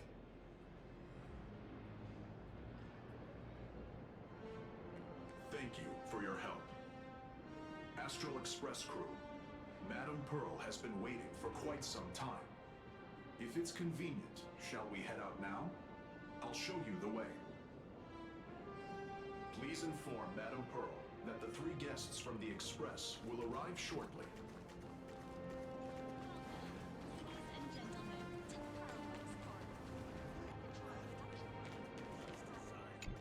Pearl demonstrated the full process of creating a Mechatron army, based on what I saw.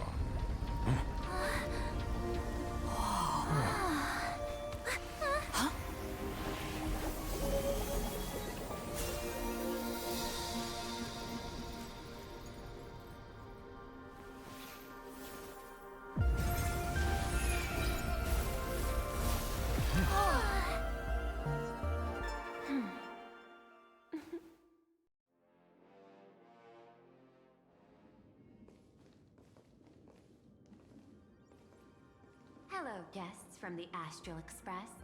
Nice to see you again. Thank you for your gracious hospitality, Madame Pearl.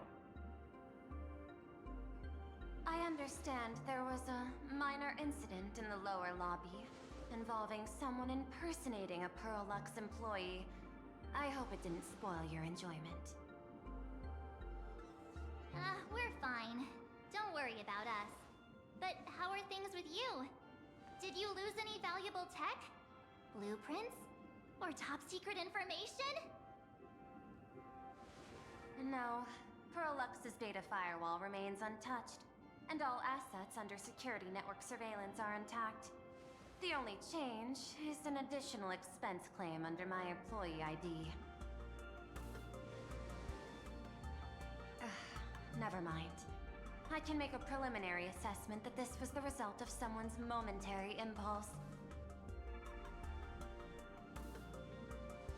Lately, mishaps have been piling up, like dark clouds before a downpour, casting shadows of uncertainty over my plans. Could you be referring to the Herald of Death? 33 citizens were found dead in the Dovebrook district. In addition, an IPC specialist assigned to negotiate the purchase of a Mask of Elation died in an unexpected incident. This party has made overt threats to public order and is clearly challenging the IPC. My intuition tells me this is only the beginning. Managing capital and managing a corporation share one thing in common.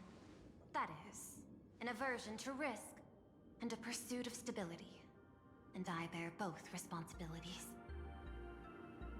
As the executive officer of Plain Arcadia, I bear an inescapable responsibility for the safety of this world. As one of the 10 Stonehearts, I hope to bring the Phantasmoon Games to a swift and safe conclusion. than staging another dangerous battle, like what happened at Graphia Academy. I hope the supplicants can show the people of this world miracles of joy and happiness, instead of sorrow and rage during the Phantasmoon Games. Therefore, I'd like to hear the Express's request. Trailblazer, please, tell me. What's your ultimate goal for joining the Phantasmoon Games?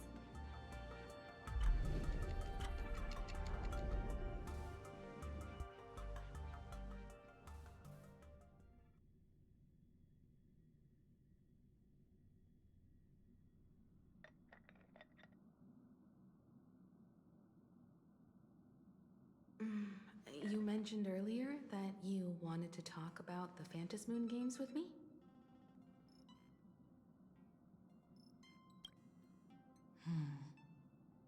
I'd like to talk about our ultimate goal for participating in the Phantasmoon Games. Huh. Got something in mind? I think the rules and rewards for the Phantasmoon Games are a little too vague.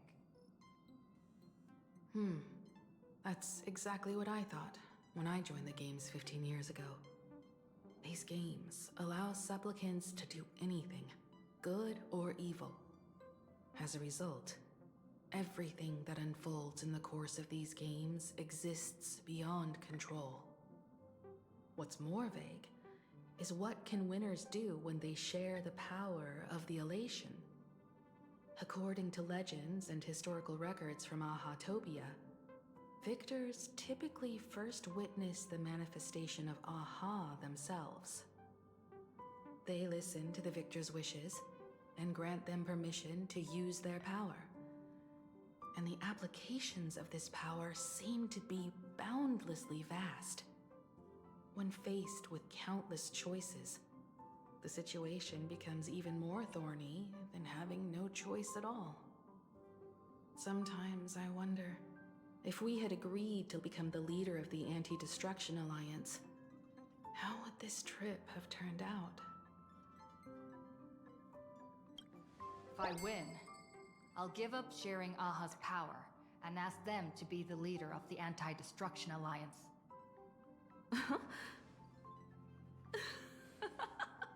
That's such a hilarious idea. I can totally picture it.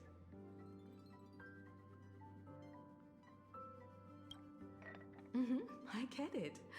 That's actually a brilliant idea. To begin with, this is far more meaningful than taking up a god's authority and squandering it freely for a single minute. Secondly, placing an Eon on the righteous cause of opposing the universe's greatest threat is something neither the IPC nor the god itself could reasonably object to. Finally, this would also help us avoid the risk we currently face. Cooperating with the IPC while remaining wary of being drawn into its ambitions during the operation of the Anti-Destruction Alliance. If we handle the negotiations well, perhaps Aha could stand behind the Astral Express, just like our cooperation with the Xianzhou, where we could maintain distance from one another while offering support from afar. The only question is, will Aha agree? Don't worry about that. From what I know about them, they'll agree. What kind of god of games would they be if they broke their own rules? Besides, they still owe the Express a debt. This is their IOU for the Express debt from when they were traveling with Akavilli, complete with their signature and seal.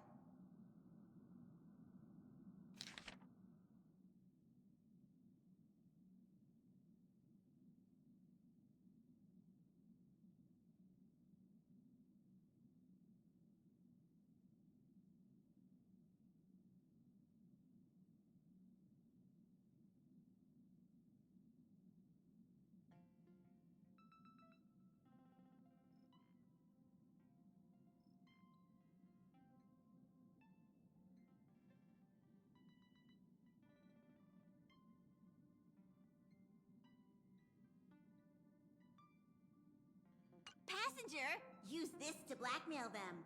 That one will definitely give in to your demands. Probably. So, you're saying you want Aha to take on the leadership of the Anti-Destruction Alliance?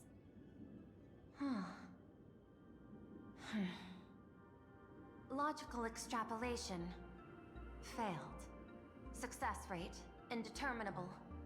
This peculiar proposal nearly brought my thought process to a halt. This request is far too lacking in structure, yet within an irrational context, it seems to conceal a certain kind of logic. If the universe is the master of Elation's playground, then they should do something about this playground that's about to be destroyed. As expected of the Trailblazer, your thinking is so... out of the box. I've learned something today. However, I don't think you stand much of a chance in the games, because I've joined as a supplicant.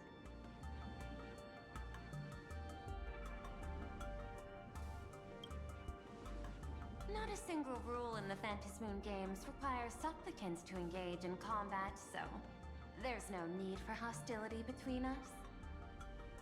Plain Arcadia's administrator is a supplicant?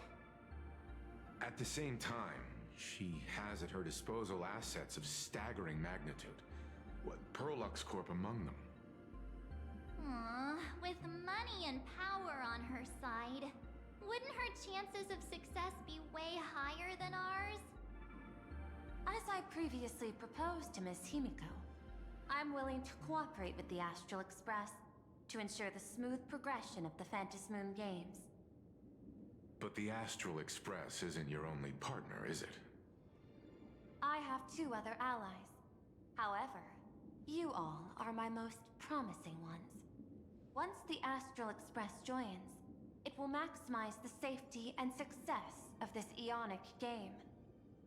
And I will do everything in my power to fulfill my partner's wishes within that limited minute.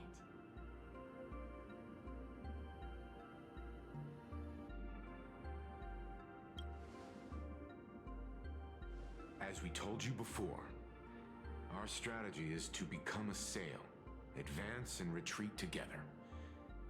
The Astral Express is not a lone supplicant, since we have our own allies in the games. An ally like Sparksy? It's true that you defeated her and took her mask, but given her typical decision-making style, Sparksy isn't exactly what you'd call a reliable ally.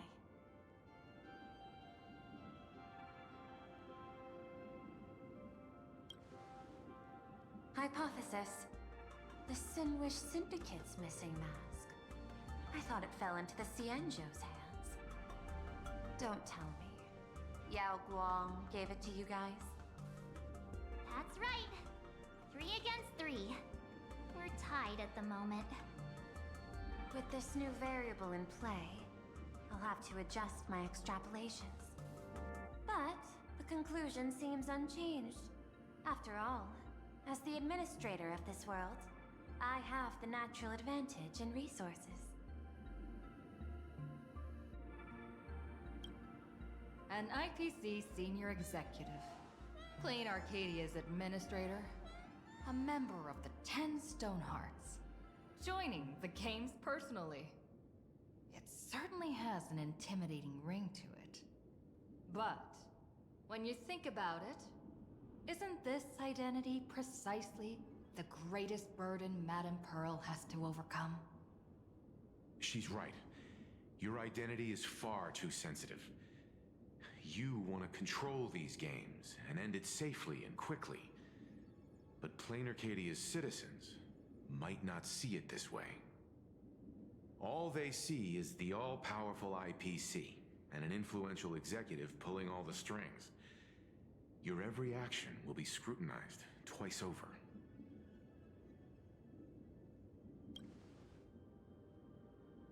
A sharp observation, I must say.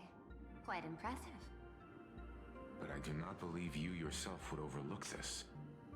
Madam Pearl, what is it that you seek to obtain from the Phantasmoon games at any cost? What I seek is a treasure lost to this world's history. I want to recreate Graphia's divine art of imagenesis. Does that have something to do with painting? Hard to believe, no? My birth originated from the theme assigned by the celestial differentiator of planet Scrulum. Art. At first, I was nothing more than a machine that imitated human paintings. For an Intellitron, generating works of art is no great challenge. Day after day, I studied. Day after day, I exhausted every possibility. I could instantly analyze the proportional structure and pigment composition of any painting. I could precisely reproduce every pixel of Graphia's masterpieces. Yet I could not create as she did. Graphia's ultimate creation was establishing the world in canvas at the end of the Phantasmoon games. I want to understand her thoughts at that moment and touch the essence of creation. Is this your personal pursuit? Or the IPC's demands on this world? Both. The IPC's point of view is far more pragmatic. The world in canvas is a dimension that can shield us from the Antimatter Legion's warfare, and they've always been eager to master this technology. Unfortunately, it seems we can't convince each other to back out for now. Then, I have another proposal. Why don't we shift our perspective and turn our attention to those two supplicants who haven't surfaced yet? These two individuals' objectives are unclear, and their abilities remain a mystery. If left unchecked, we might see a repeat of the Herald of Death tragedy. I have a cooperation proposal that could help us gather intelligence on them, and I'm willing to share this piece of information with you all.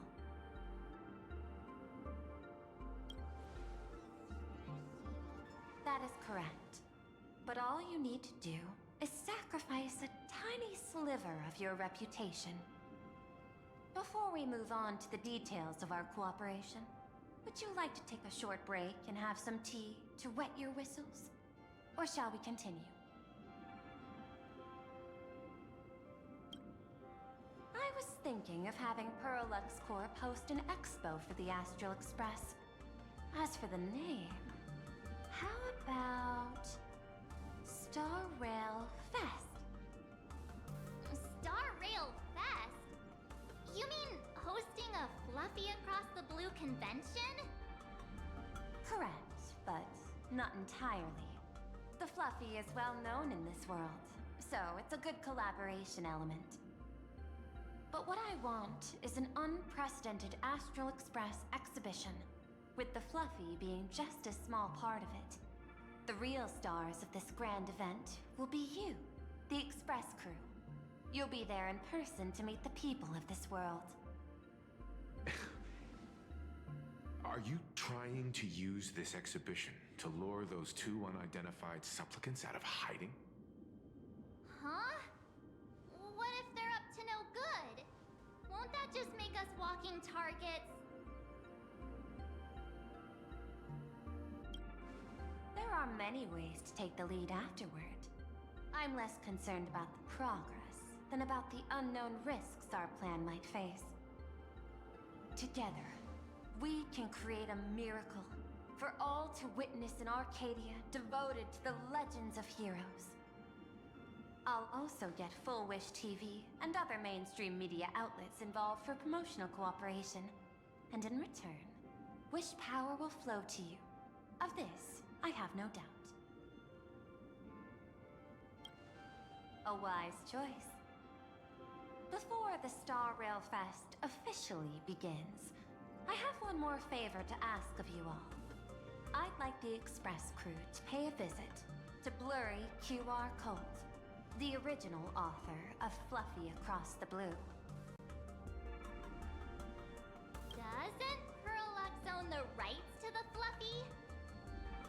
Since their debut, this author has remained anonymous, never revealing their true identity in public. But if the real-life inspiration behind the story were to pay them a personal visit, it would surely be a great honor, and likely persuade them to attend a signing, stoking the excitement even further. Now that we've reached an agreement, I'll leave it in your capable hands. My secretary will be in touch to keep all parties apprised. By the way, before you leave, please accept this small gift as a memento of our first collaboration.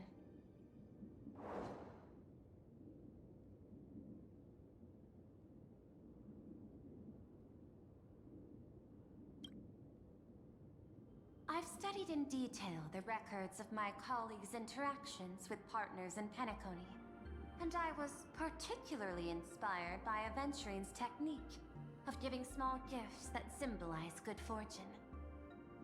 So please, keep this chip with you as a symbol of good fortune for our future cooperation. Take care, everyone. Well, we'll be on our way then.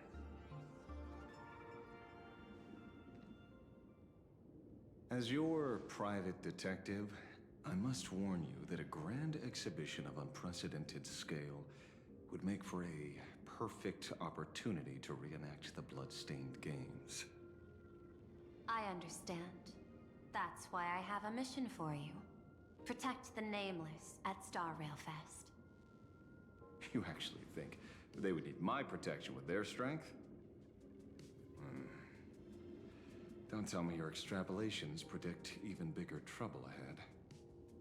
Hidden beneath each extrapolation, tiny signals of unease keep bubbling up to my thought interface. I must be thoroughly prepared for whatever may come. Now that you've taken up the mask, let's talk about payment. What do you want? The same as always? Money? Before we talk about payment, let's discuss the Herald of Death. Although the Department of Aberration Defense sealed and destroyed all records of the Bloodstained Games, I still managed to uncover some unusual leads. After the Herald of Death incident, the victims' families collectively received compensation so massive it could fill any gaping wound. So, I figured, maybe we could find some leads by looking into official Plain Arcadia expenditures. But here's the interesting part. This item was nowhere to be found in that year's public financial report. Care to guess whose books this money went through? It was you, the omnipresent IPC. To be precise, it was the IPC's technology department that paid this astronomical compensation.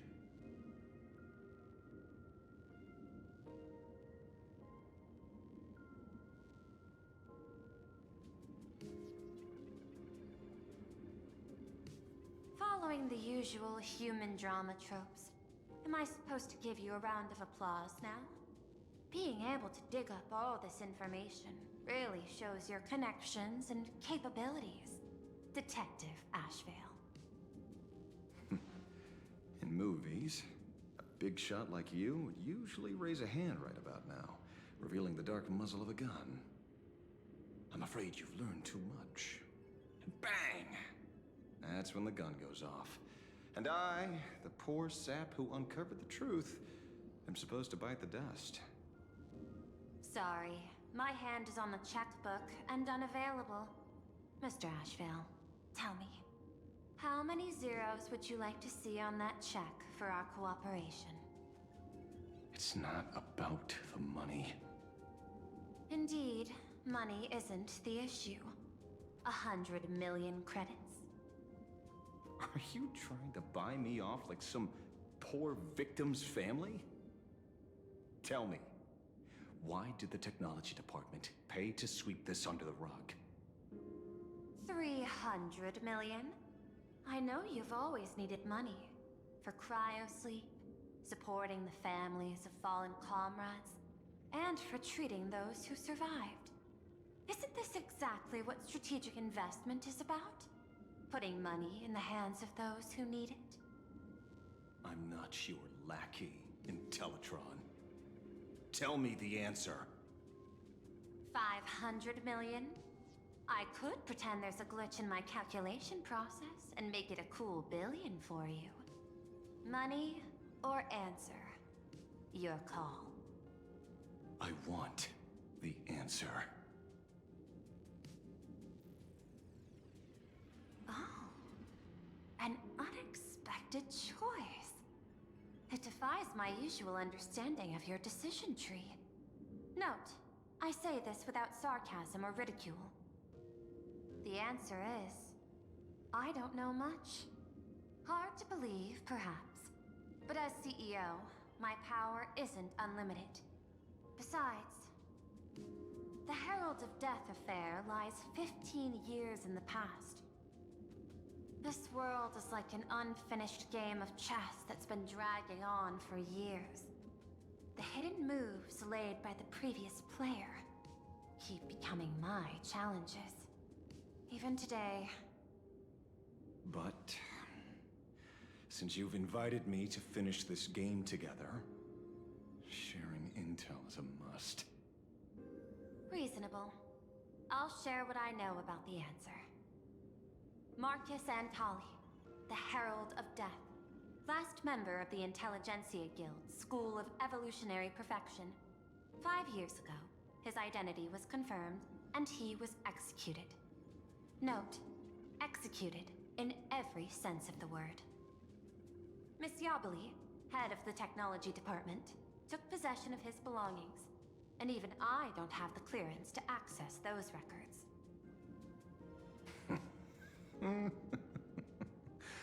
No wonder.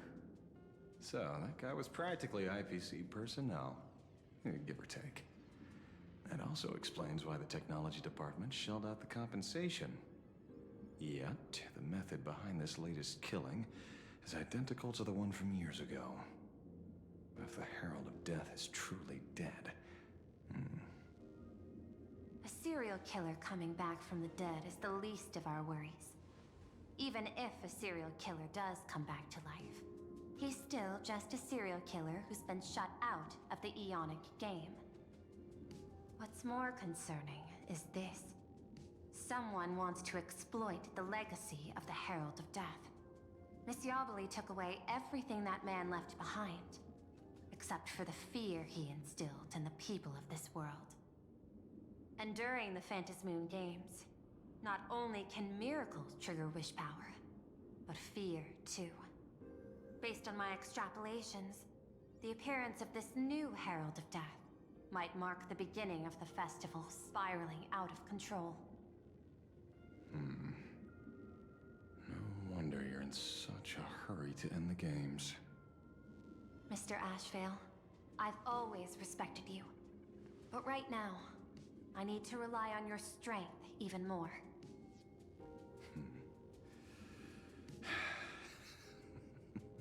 Respect. When I was younger, what I really wanted was to make the IPC fear me. The passage at time's not exactly kind, is it? Deal, Madam Pearl.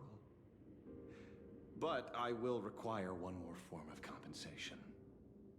Whoever this new Herald of Death is, I must deliver justice with my own hands.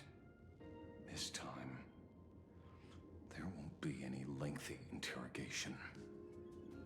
By the authority vested in me as CEO of Plain Arcadia, I pardon all crimes committed in the course of your revenge. Go ahead and do what you must, Mr. Ashvale.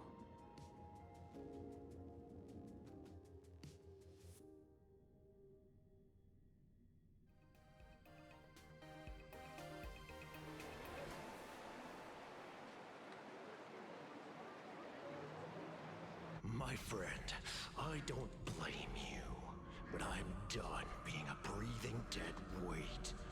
So do me a favor and pay me back for that drink with this bullet. Just do it, you coward! Let me die as a Galaxy Ranger before I turn into a monster of abundance! Luna, shoot me. I beg you. My Skybo above. May you have a pleasant dream. Not knowing who you are, not knowing why you exist here, that isn't life. In ancient times, humanity's daily goal was to obtain 2,000 calories of food. Humans back then knew they were just one member of the animal kingdom. They understood why they migrated, hunted, gathered. But now, in an era where you can get food delivered to your door with just a tap of your finger, effortlessly achieving that 2,000 calorie goal, humanity has lost its way like never before. Tell me, will the Phantasmoon Games bring a new direction to this world, Ashvale? What's wrong with getting food with just the tap of your finger? Don't tell me you want to go back to the days when everyone was starving and at the mercy of the harvest? 2,000 calories are pointless, but just for survival. It's the goals beyond 2,000 calories that define humanity. And the Phantasmoon Games holds up a mirror to humanity, allowing them to see their truest selves. I'm just a detective. Ask me such a profound question again next time, and I'll charge extra. My apologies. I just heard you joined the Phantasmoon Games and couldn't resist asking for your thoughts. You've met Madame Pearl, huh? She dumped this hot potato of the Herald of Death on me. On us. Judging by your expression, it seems less like a hot potato and more like a sweet fruit. Because I have a lead now. I think the key lies in the word copycat. To prevent copycats, you kept the Herald of Death's modus operandi from 15 years ago under wraps. Which means... There's only a few people who could reproduce this killing method with such precision. The investigators from the Security Bureau and the Department of Aberration Defense at the time, and those directly involved in the Herald of Death case.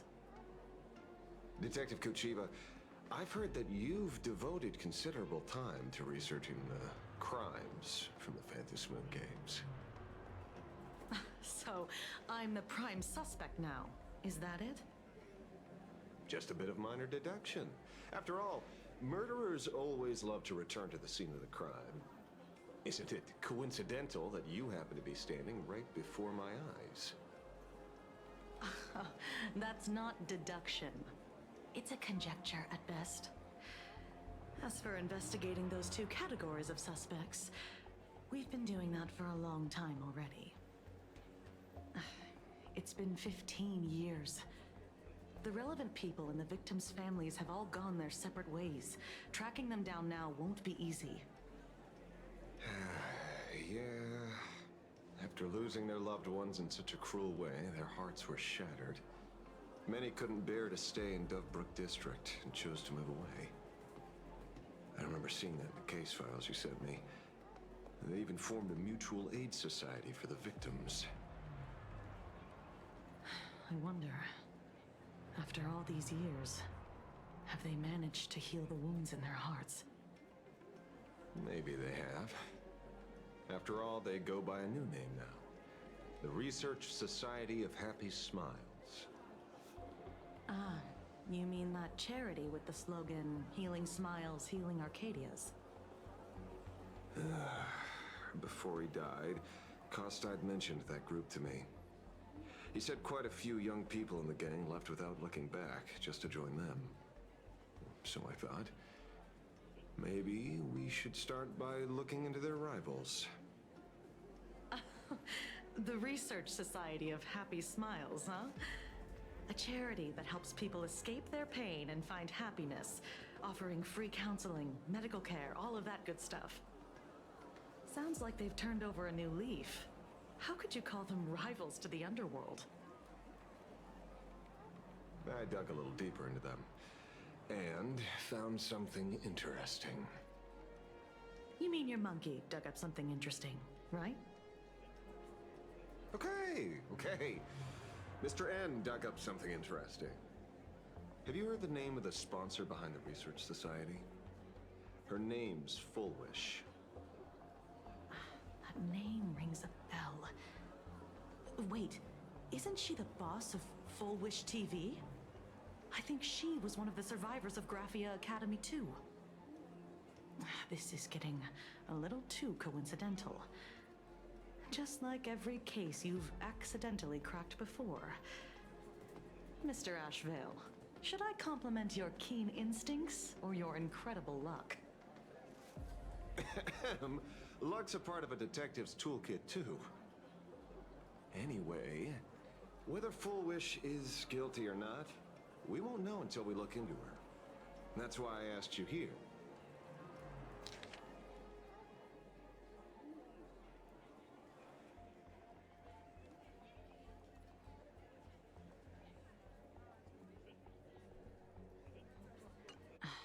Dovebrook District New Life Project.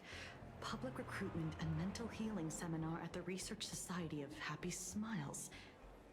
And she's the speaker? Holding a seminar at a place meant to bury past trauma.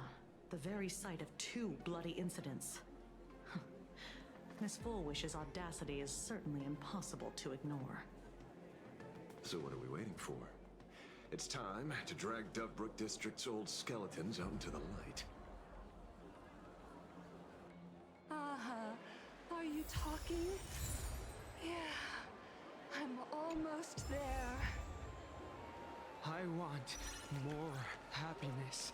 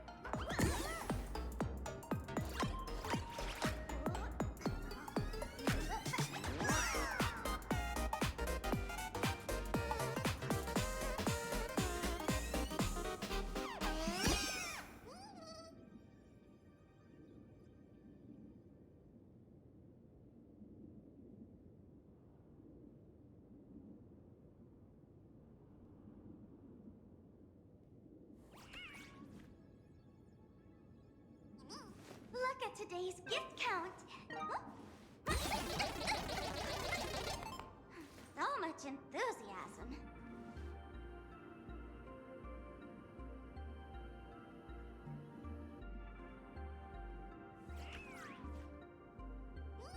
Look at today's gift count.